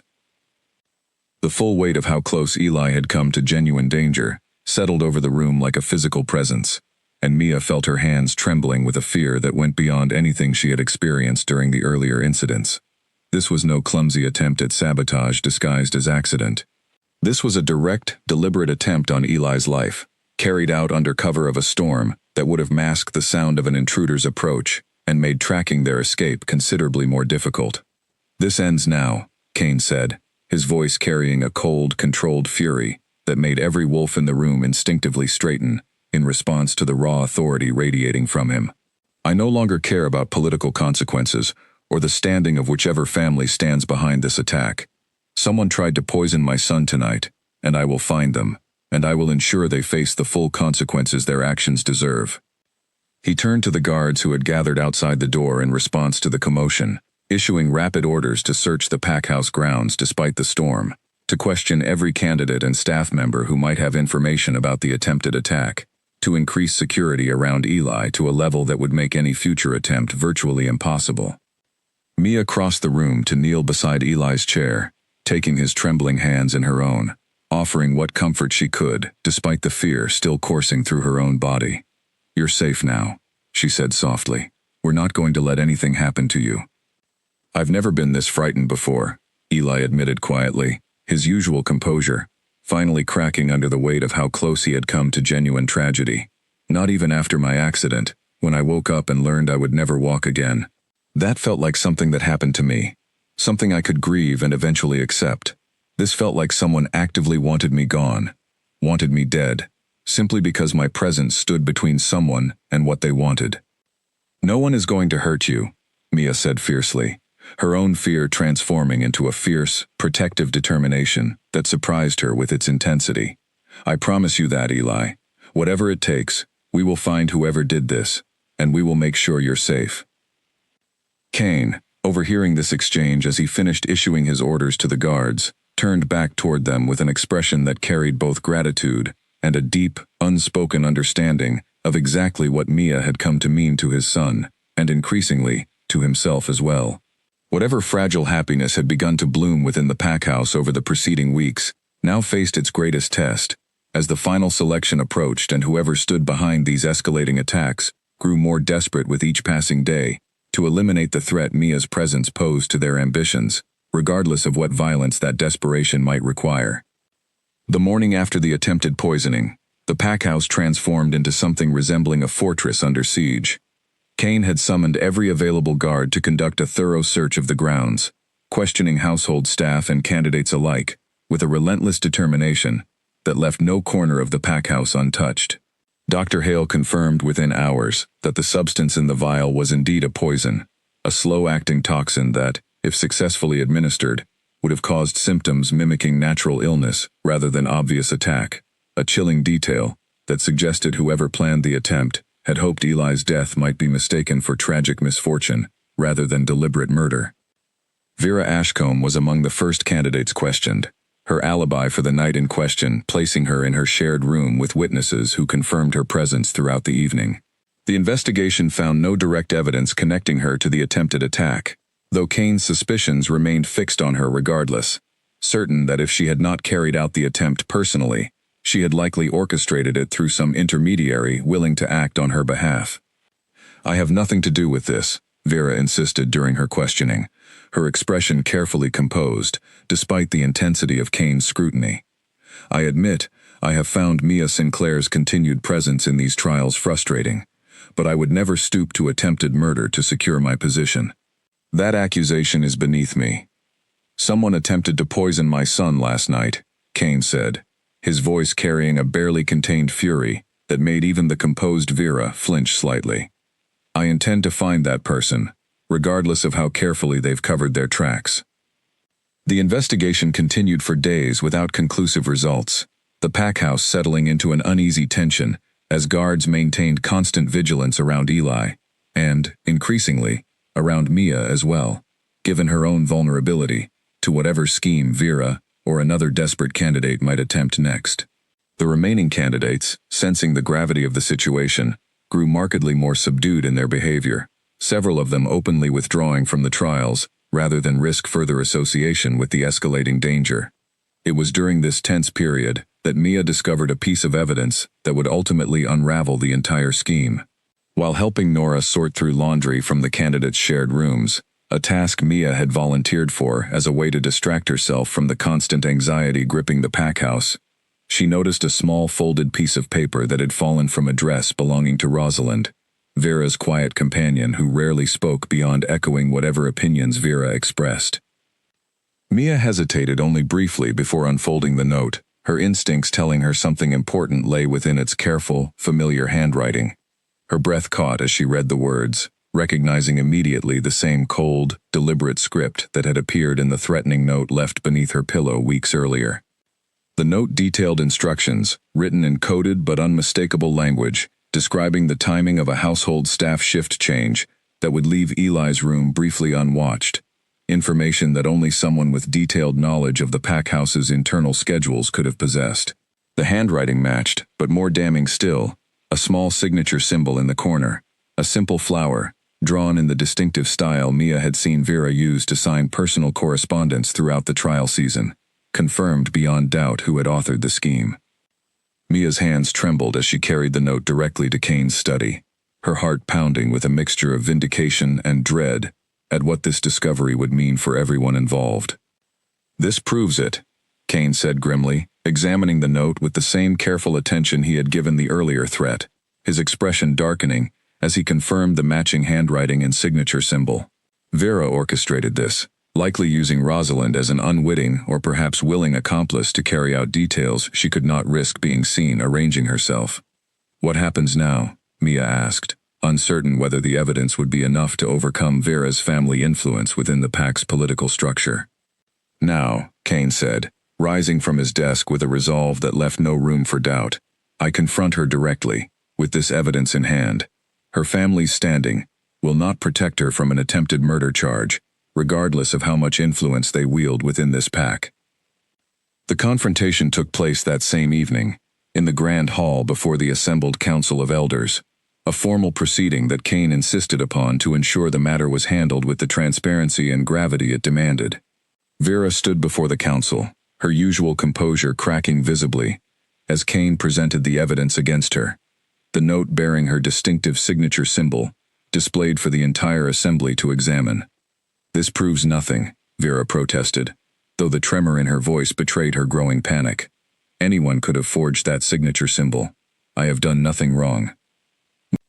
"Rosalind has already confirmed your involvement," Kane said, and Mia watched as Vera's face went pale at this revelation, understanding immediately that her quiet companion had broken under the pressure of separate questioning, providing testimony that confirmed every detail of the scheme, from the initial threatening note, to the courtyard sabotage, to the final, desperate attempt at poisoning. Rosalind herself, brought before the council to provide her testimony directly, could not meet Vera's furious gaze, as she confirmed the truth in a trembling voice. "Vera convinced me it was necessary," she said, tears streaking down her face. "She said Mia's presence threatened everything both our families had worked toward, that removing her from the trials would benefit us both. I never wanted anyone to actually get hurt. I thought the threats alone might be enough to scare her away." "And when the threats failed?" Elder Agnes asked, her ancient voice carrying a weight of judgment that silenced the entire hall. "Vera grew more desperate," Rosalind admitted. "The courtyard sabotage was meant to injure Eli badly enough that his presence would no longer complicate the trial's political dynamics, meant to make Mia appear responsible somehow, to discredit her through association with tragedy she might have prevented, had she truly been paying attention. When that failed too, and Mia remained close to both the Alpha and his son despite everything, Vera decided more drastic action was necessary. The revelation of the full scheme, laid bare before the entire council, left the grand hall in stunned silence. Vera's carefully constructed image of poise and political sophistication had crumbled entirely, replaced by the desperate, dangerous ambition that had driven her to attempt murder, rather than accept the possibility of losing a competition she had invested years of her life pursuing. Vera Ashcombe, Elder Agnes said, her voice carrying the full weight of pack law and ancient authority. You stand accused of attempted murder against the Alpha's son, a crime that carries the severest consequences our laws provide. Given the evidence and testimony presented before this council, I see no reasonable doubt remaining regarding your guilt. Please, Vera said, her earlier defiance finally breaking into genuine desperation as the reality of her situation settled over her. I never truly intended for anyone to die. I only wanted to secure my position, to ensure my family's standing within this pack. I let my ambition carry me too far, but I never meant for actual tragedy to occur. Intention matters little when weighed against the consequences your actions nearly caused, Kane said, his voice cold with a fury he had barely restrained throughout the entire proceeding. My son could have died because of your scheme. That is not a small matter to be excused through claims of limited intention. The council deliberated briefly before announcing Vera's immediate and permanent expulsion from the Packlands, her family's standing significantly diminished by the scandal, a consequence that would ripple through pack politics for years to come. Rosalind, given her cooperation and the pressure Vera had exerted upon her, received a lesser punishment of extended probation within the pack, though her own reputation would carry the stain of the scheme's revelation for a long time afterward. As the proceedings concluded and the hall began to empty, Mia found herself standing beside Eli, watching Vera being escorted from the Packlands under guard, her earlier confidence entirely replaced by the broken realization of everything her ambition had cost her. It's over, Eli said quietly, though the relief in his voice carried an undertone of exhaustion from weeks of accumulated fear and vigilance. I can hardly believe it's actually over. You were incredibly brave through all of this, Mia said, reaching for his hand, a gesture that had become natural between them over the weeks of shared danger and growing trust. I know how frightening these past weeks have been. I wasn't the only one who had to be brave, Eli said, his eyes meeting hers with an intensity that made her heart skip. You could have walked away after that very first threatening note. Instead, you stayed, faced every escalating danger, and helped find the truth that finally ended this entire nightmare. I don't think I've properly thanked you for that.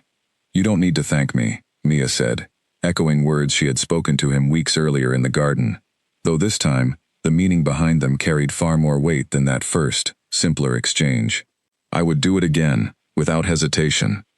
Kane approached them as the hall continued to empty, his expression carrying a complicated mixture of relief and something deeper, something Mia had begun to recognize in his eyes over recent weeks, but had not yet dared to name aloud.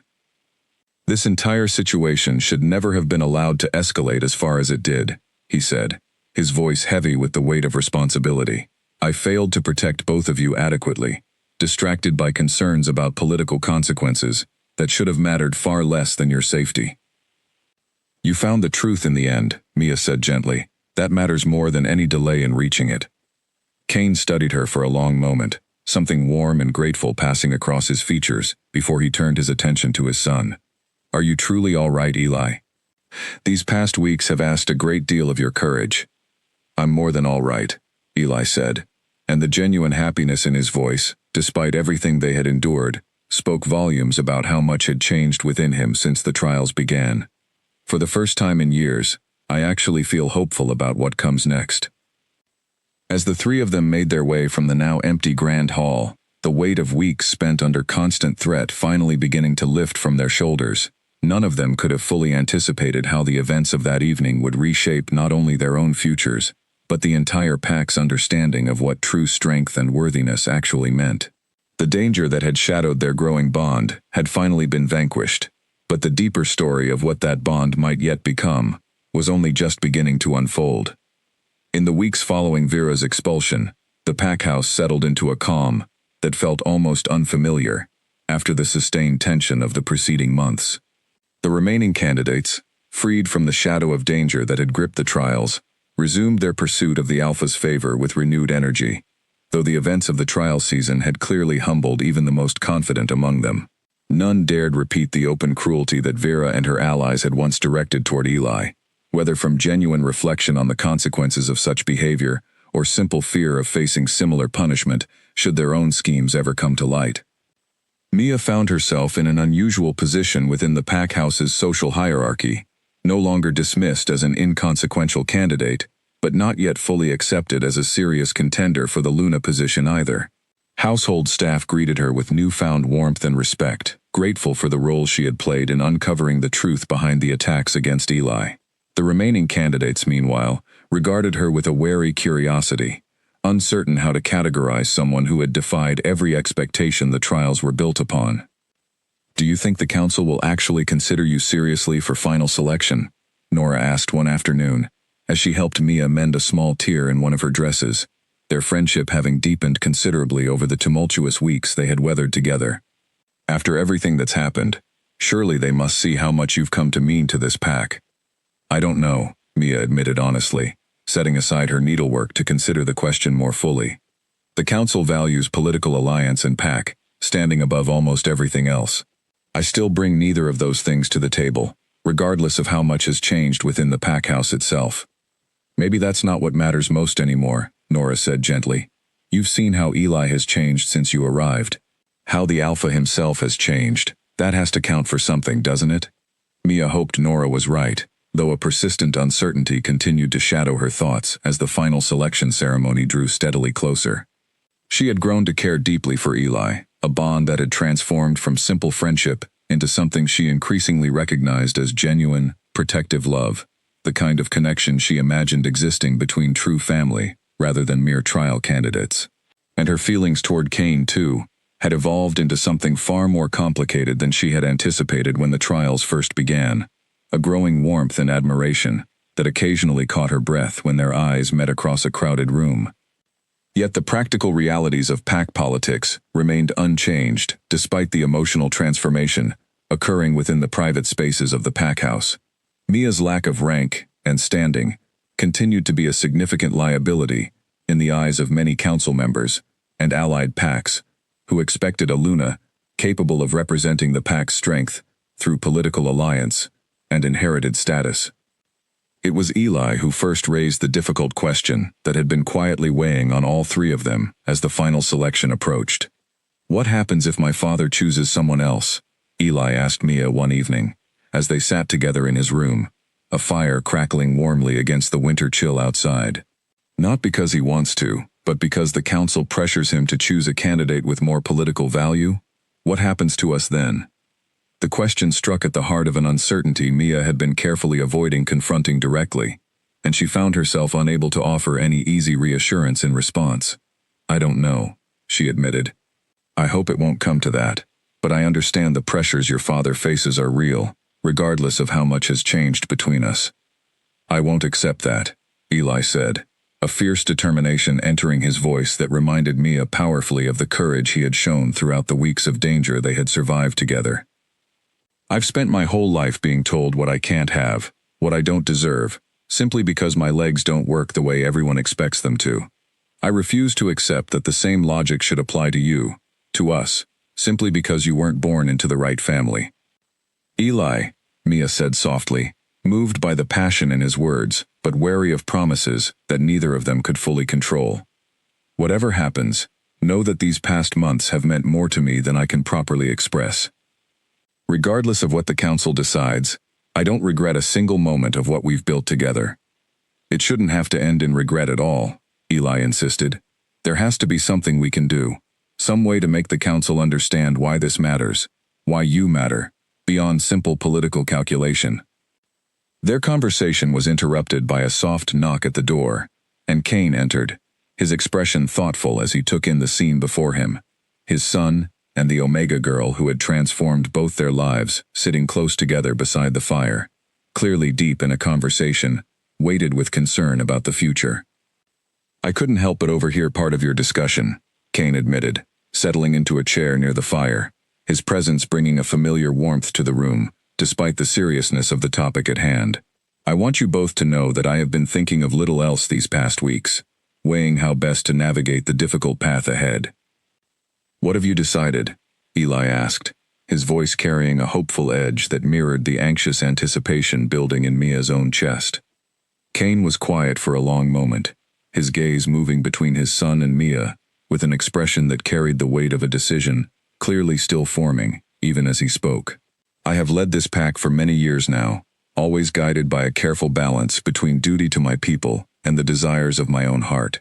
For a long time, I believed those two considerations could never align, that leadership demanded sacrifice of personal happiness for the greater good of pack stability. He paused, his eyes settling on Mia with an intensity that made her breath catch in her chest. But I have come to understand, through everything we have endured together these past months, that true leadership sometimes requires the courage to choose what is right over what is merely convenient. A Luna who leads with genuine compassion, who sees every member of this pack as worthy of care and respect regardless of their rank or circumstance, offers this pack something far more valuable than political alliance ever could. Are you saying, Mia began, hardly daring to voice the hope building within her chest, that you intend to choose me, regardless of what the council might prefer? I am saying, Kane said, rising from his chair to kneel before her, with a vulnerability that stripped away every trace of his usual alpha authority, revealing simply a man whose heart had been fully claimed by someone he had never expected to find, that I have never felt as certain of anything in my life as I feel about the rightness of choosing you, Mia Sinclair. Not because of political calculation, not because of pressure from my son, though his happiness matters more to me than almost anything else in this world, but because you have shown me, through your quiet, consistent kindness, exactly what kind of Luna this pack truly needs. Tears gathered in Mia's eyes as the weight of his words settled over her, the culmination of months of uncertainty and danger, finally giving way to a hope she had barely allowed herself to feel throughout the difficult trial season. Kane, I don't know what to say. Say you'll consider it, Kane said softly, taking her hands in his own, with a gentleness that contrasted powerfully with the authority he commanded in every other aspect of pack leadership. Say you'll allow me the chance to prove that this choice, whatever obstacles the council might raise, is one worth fighting for. Eli watched this exchange with tears of his own gathering in his eyes. The culmination of months spent believing genuine happiness lay permanently beyond his reach, finally beginning to feel like a real possibility, rather than an impossible dream. Please, Mia, he added softly, I know this is a lot to consider, but I've never wanted anything more than I want this, for both you and my father, and honestly, for myself as well. I've never had a family that felt whole before. I think, with you, it finally could. Mia looked between father and son, both of whom had come to mean more to her than she had ever anticipated when she first arrived at these trials, expecting nothing more than a brief, unremarkable stay before inevitable elimination. The path ahead remained uncertain, the council's approval far from guaranteed, and the political obstacles they would need to overcome significant. But looking into the hopeful, vulnerable eyes of the two people who had transformed her understanding of what family and belonging truly meant, Mia felt any lingering doubt dissolve entirely into a certainty that surprised her with its simplicity. Yes, she said softly, her voice trembling with emotion, but carrying an unmistakable conviction. I'll fight for this too, whatever it takes.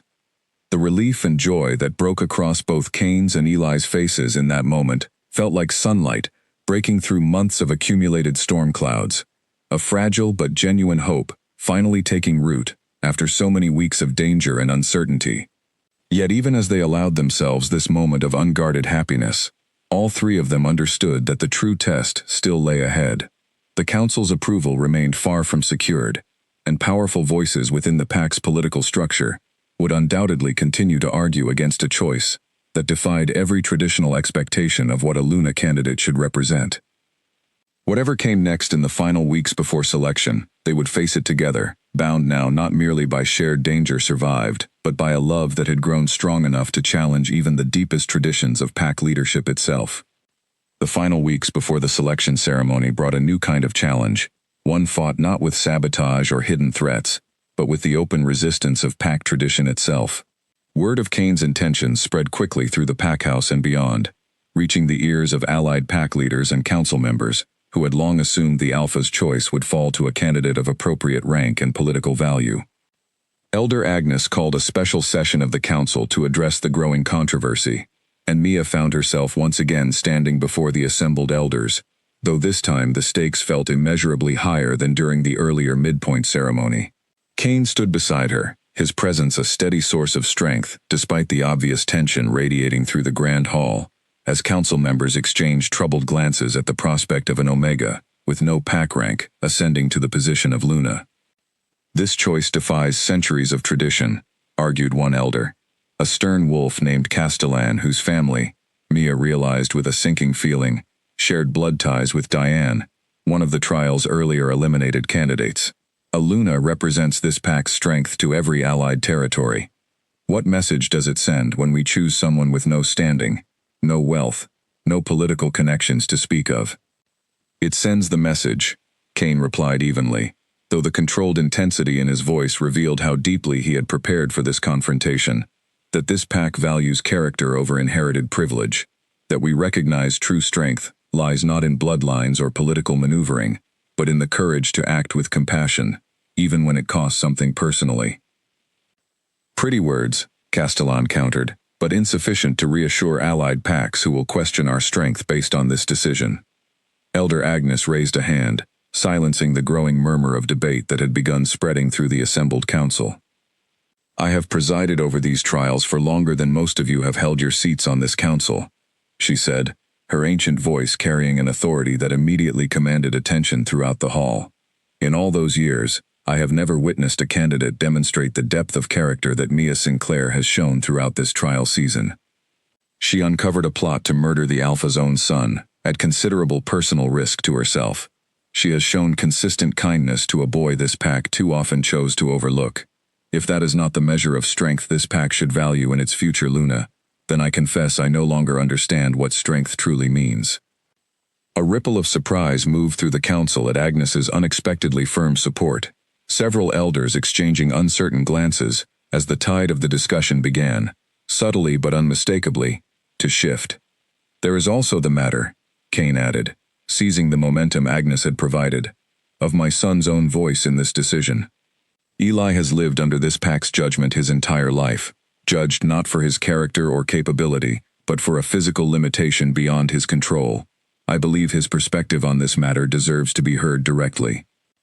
Eli, who had been waiting near the entrance to the hall with Nora's quiet support, wheeled himself forward at his father's gesture, drawing every eye in the room toward him, with an intensity he had grown accustomed to, but never quite comfortable with. He straightened in his chair, drawing on the courage that had carried him through so many difficult moments over recent months. "For 6 years, Eli began, his voice steady despite the weight of every gaze fixed upon him. "Candidates paraded through this pack house, seeking my father's favor, and almost every single one of them treated me as an inconvenience to be managed, or an embarrassment to be overlooked entirely. I grew accustomed to being invisible, to understanding that my worth in this pack's eyes had been permanently diminished by an accident that left my legs unable to carry me the way everyone else's could." He paused, his eyes finding Mia's across the hall, drawing strength from her steady, encouraging presence. "Mia never once treated me that way. From the very first moment we met, she saw me, not my chair, not my limitations, but me, as a person worthy of genuine care and respect.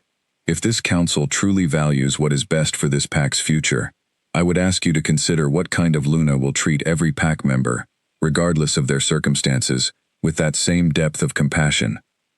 I have never known anyone more suited to that role than Mia Sinclair."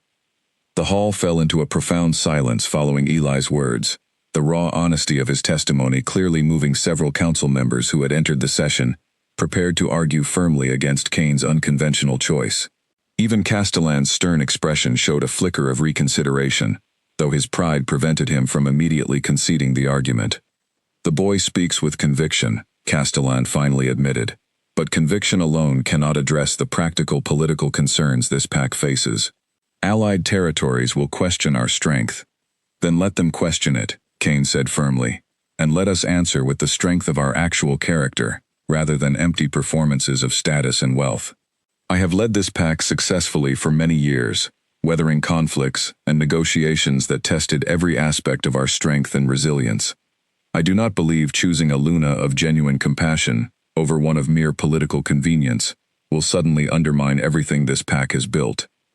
The debate continued for hours, council members raising concerns and counter-arguments with the seriousness the decision demanded, while Mia stood quietly beside Kane, her heart pounding with anxious hope, as the fate of everything she had come to cherish over the past months hung in the balance of ancient tradition, weighed against the possibility of genuine change. It was Agnes, once again, who ultimately tipped the scales decisively.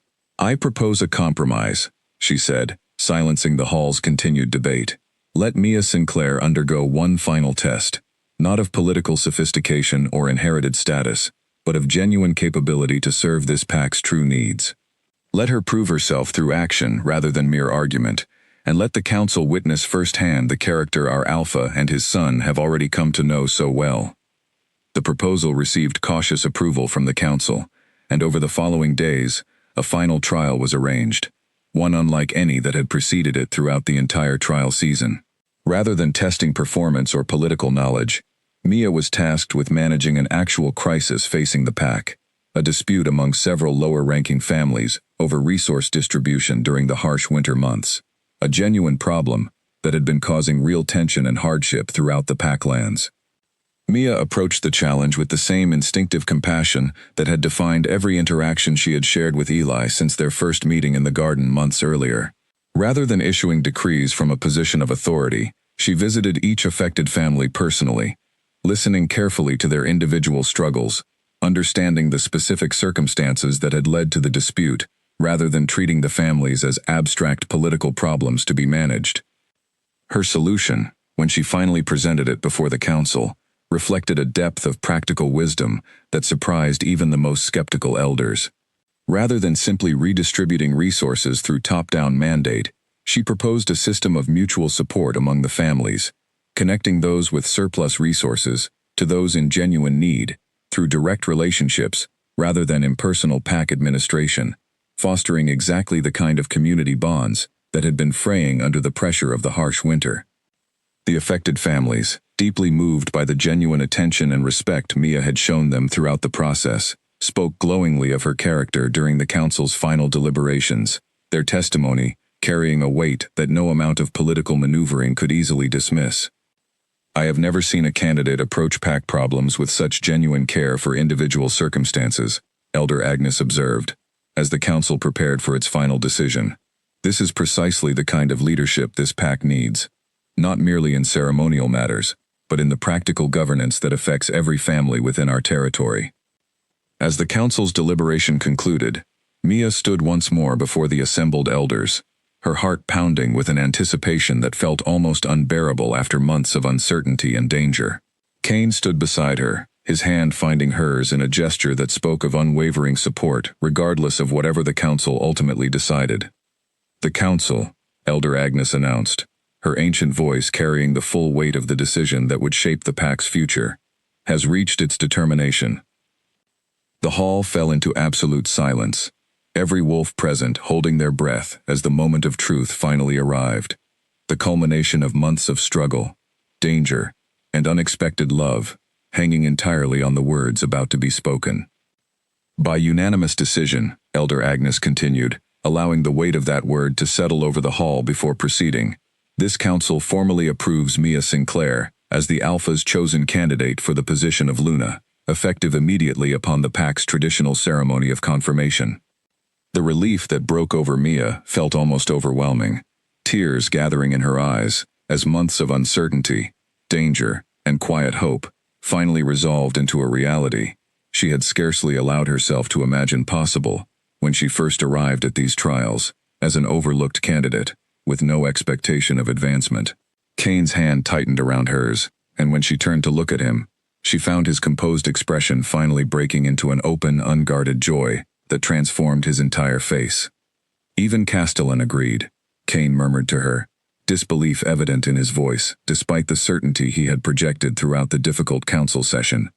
"I confess I did not expect unanimous approval, given how contentious the earlier debate had grown.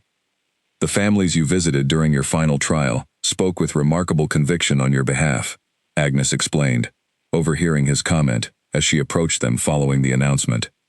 "Even our most tradition-bound council members found it difficult to argue against such genuine testimony of character and capability. You have earned this position through your own merit, young Sinclair, not through any political favor granted by the Alpha's affection alone." Eli, who had remained near the hall's entrance throughout the council's deliberation, wheeled himself forward with an expression of pure, unrestrained happiness that Mia had never before witnessed from him, not even during their most joyful moments together over the preceding months. "You did it," he said, his voice breaking slightly with emotion as he reached them. "You actually did it." "We did it," Mia corrected gently, kneeling briefly to embrace him, uncaring of the many eyes watching this display of affection within the formal council hall. "Every step of this journey, you were beside me. This victory belongs to all three of us." The pack's formal confirmation ceremony took place 3 weeks later, timed to coincide with the arrival of spring's first thaw, a symbolic choice that Elder Agnes had insisted upon, marking the pack's transition from a season of hardship and danger into one of renewal and hope. The Grand Hall had been transformed once more, this time not for a tense competitive gathering, but for genuine celebration, decorated with the season's first blooming flowers and lit with warm, golden light that filled every corner of the space with an atmosphere of joy that had been notably absent from the trial's earlier, more fraught proceedings. Mia stood at the center of the hall, dressed not in the simple gray attire she had worn throughout most of the trial season, but in a gown of deep blue that Kane had commissioned specifically for the occasion, its fabric embroidered with silver thread, depicting the pack's ancient symbols of strength and unity. She felt the weight of the moment settling over her, the culmination of a journey that had begun with a simple act of kindness in a garden months earlier, an act she had performed without any expectation of reward or recognition. Kane stood before the assembled pack, his voice carrying easily through the grand hall as he addressed the gathered crowd. "For 6 years, this pack watched me search for a Luna, worthy of standing beside me, worthy of leading alongside me through whatever challenges our future might hold. I confess that for much of that search, I believed the qualities that mattered most were strength, political alliance, and inherited standing." He paused, his eyes finding Mia's across the hall, warmth and love evident in every line of his expression. "I was wrong.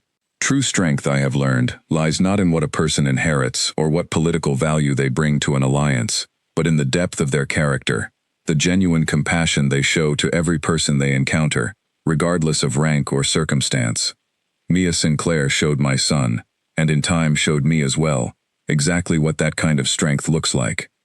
The crowd, filled now not merely with pack members but with representatives from allied territories who had come to witness this unconventional selection firsthand, listened with rapt attention as Kane continued his address, his words carrying the conviction of a leader who had come to understand, through difficult experience, the true measure of what makes a worthy partner in leadership. "I present to this pack, and to all our allied territories, Mia Sinclair, our new Luna," Kane announced, his voice ringing with pride and joy in equal measure. "A woman who has shown, through every action of her character, that this pack's future will be guided not merely by tradition and political calculation, but by genuine wisdom and compassion."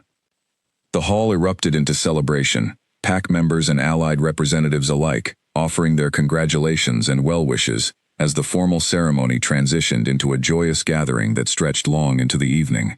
Mia found herself surrounded by well-wishers throughout the celebration, many of them household staff and lower-ranking pack members who had quietly supported her throughout the difficult trial season, their genuine happiness at her selection carrying a warmth that meant more to her than the formal approval of any council elder. Eli remained close by her side throughout the celebration, his own joy evident in the easy way he engaged with pack members who approached to offer their congratulations, no longer withdrawn or guarded, as he had been throughout so much of his life, before Mia's arrival transformed the pack house's private dynamics. Several allied pack leaders, initially skeptical of the unconventional selection, found themselves genuinely charmed by Eli's sharp wit and evident knowledge of pack history, their earlier reservations about the selection softening considerably as they witnessed firsthand the genuine bond between the new Luna and the Alpha's son. "You've given him something he never had before," Dr. Hale observed to Mia during a quiet moment amid the celebration, watching Eli laugh at some comment from a visiting pack representative. "Confidence, genuine belief in his own worth beyond his physical limitations. That is a gift more valuable than any political alliance this pack might have secured through a more traditional selection." "He gave me something in return," Mia replied, watching Eli with a warmth that had become as natural to her as breathing over the preceding months. He taught me that true belonging has nothing to do with rank or status, and everything to do with genuine connection and mutual care. As the celebration continued into the evening, Kane found a quiet moment to draw Mia aside, leading her onto a private balcony overlooking the packlands, now beginning to bloom with the first signs of spring after the long, difficult winter they had endured together. The sounds of celebration continued behind them, muffled by distance, as they stood together beneath a sky filled with stars. "I have one more question to ask you," Kane said, his voice carrying a nervousness that seemed almost incongruous, given the composed authority he typically projected as alpha. "Not as part of any formal ceremony, but simply as myself, asking something I have wanted to ask for weeks now." "What is it?" Mia asked, though something in his expression already suggested she knew what was coming. Kane knelt before her, taking her hands in his own, with a gentleness that had become familiar over their months together, though the formality of the gesture carried new weight in this quiet, private moment. "Mia Sinclair, will you not only serve as this pack's Luna, but also become my mate, bound to me, not merely through political ceremony, but through the deepest bond our kind can share?" Tears gathered in Mia's eyes as she looked down at him, at the vulnerability he had shown her so consistently over the difficult months they had weathered together, at the love that had grown between them despite every obstacle that tradition and danger had placed in their path. "Yes," she said softly, her voice carrying absolute certainty despite the emotion overwhelming her. "Yes, Kane, I will." The following months brought a transformation to the pack that extended far beyond the personal happiness of the family now formed at its center. Mia's leadership as Luna emphasized exactly the qualities that had defined her throughout the trial season. Genuine compassion for every pack member regardless of rank, careful attention to the needs of families who had long felt overlooked by pack leadership, and an unwavering commitment to ensuring that no member of the pack, regardless of physical ability or social standing, would ever again feel as invisible as Eli had felt for so many years before her arrival. Eli himself continued to grow into a role that had once seemed entirely closed to him, working alongside his father and Mia in matters of pack governance, his sharp intellect and deep knowledge of pack history proving invaluable as the pack navigated the complex political landscape of allied territories. He established, with Mia's enthusiastic support, a program within the pack specifically designed to support other wolves living with physical disabilities, ensuring that no one else within their territory would ever face the isolation and dismissal he had endured for so many years before genuine kindness finally found him. "I used to believe my life would always be defined by what I couldn't do," Eli reflected one evening, nearly a year after the trials had concluded, as he sat with Mia and Kane in the same garden where his journey with Mia had first begun. "Now I understand that my life is defined by the connections I've built, the difference I've been able to make for others who once felt as overlooked as I did." "You were never truly defined by your legs," Mia said, echoing words she had spoken to him so many months earlier, though now carrying the weight of everything they had built together since that first meeting. "You were always defined by your heart, your mind, and your courage. I simply helped you see that truth for yourself." Kane, watching his son and his mate together in the same garden that had witnessed the beginning of everything that had transformed their family and their pack, felt a gratitude so profound it nearly overwhelmed him. For 6 years, he had watched candidate after candidate overlook his son, had begun to believe that no one would ever look past Eli's physical limitations to see the remarkable young man beneath. Then one Omega, with no rank and no political value by the pack's traditional measures, had dared to see what everyone else had refused to acknowledge, and in doing so, had transformed not only his son's life, but his own, and ultimately, the entire pack's understanding of what true strength and worthiness actually meant. As the sun set over the garden that evening, casting warm golden light across the three of them, Kane understood with complete certainty that the unconventional path they had walked together, through danger and tradition and everything that had once seemed insurmountable, had led them exactly where they were always meant to be. A family built not on political calculation or inherited status, but on genuine love, mutual respect, and the unshakable belief that every person, regardless of their circumstances, deserved to be truly seen. The pack that had once dismissed an Omega candidate and overlooked a disabled son now thrived under leadership defined by compassion rather than mere strength, a legacy that would carry forward for generations to come, all because one candidate had dared to do what everyone else had refused to consider. She had simply helped a boy who needed it, without calculation, without expectation of reward, and in doing so, had changed everything, for herself, for Eli, and for an entire pack that would never again make the mistake of overlooking someone simply because tradition told them not to look.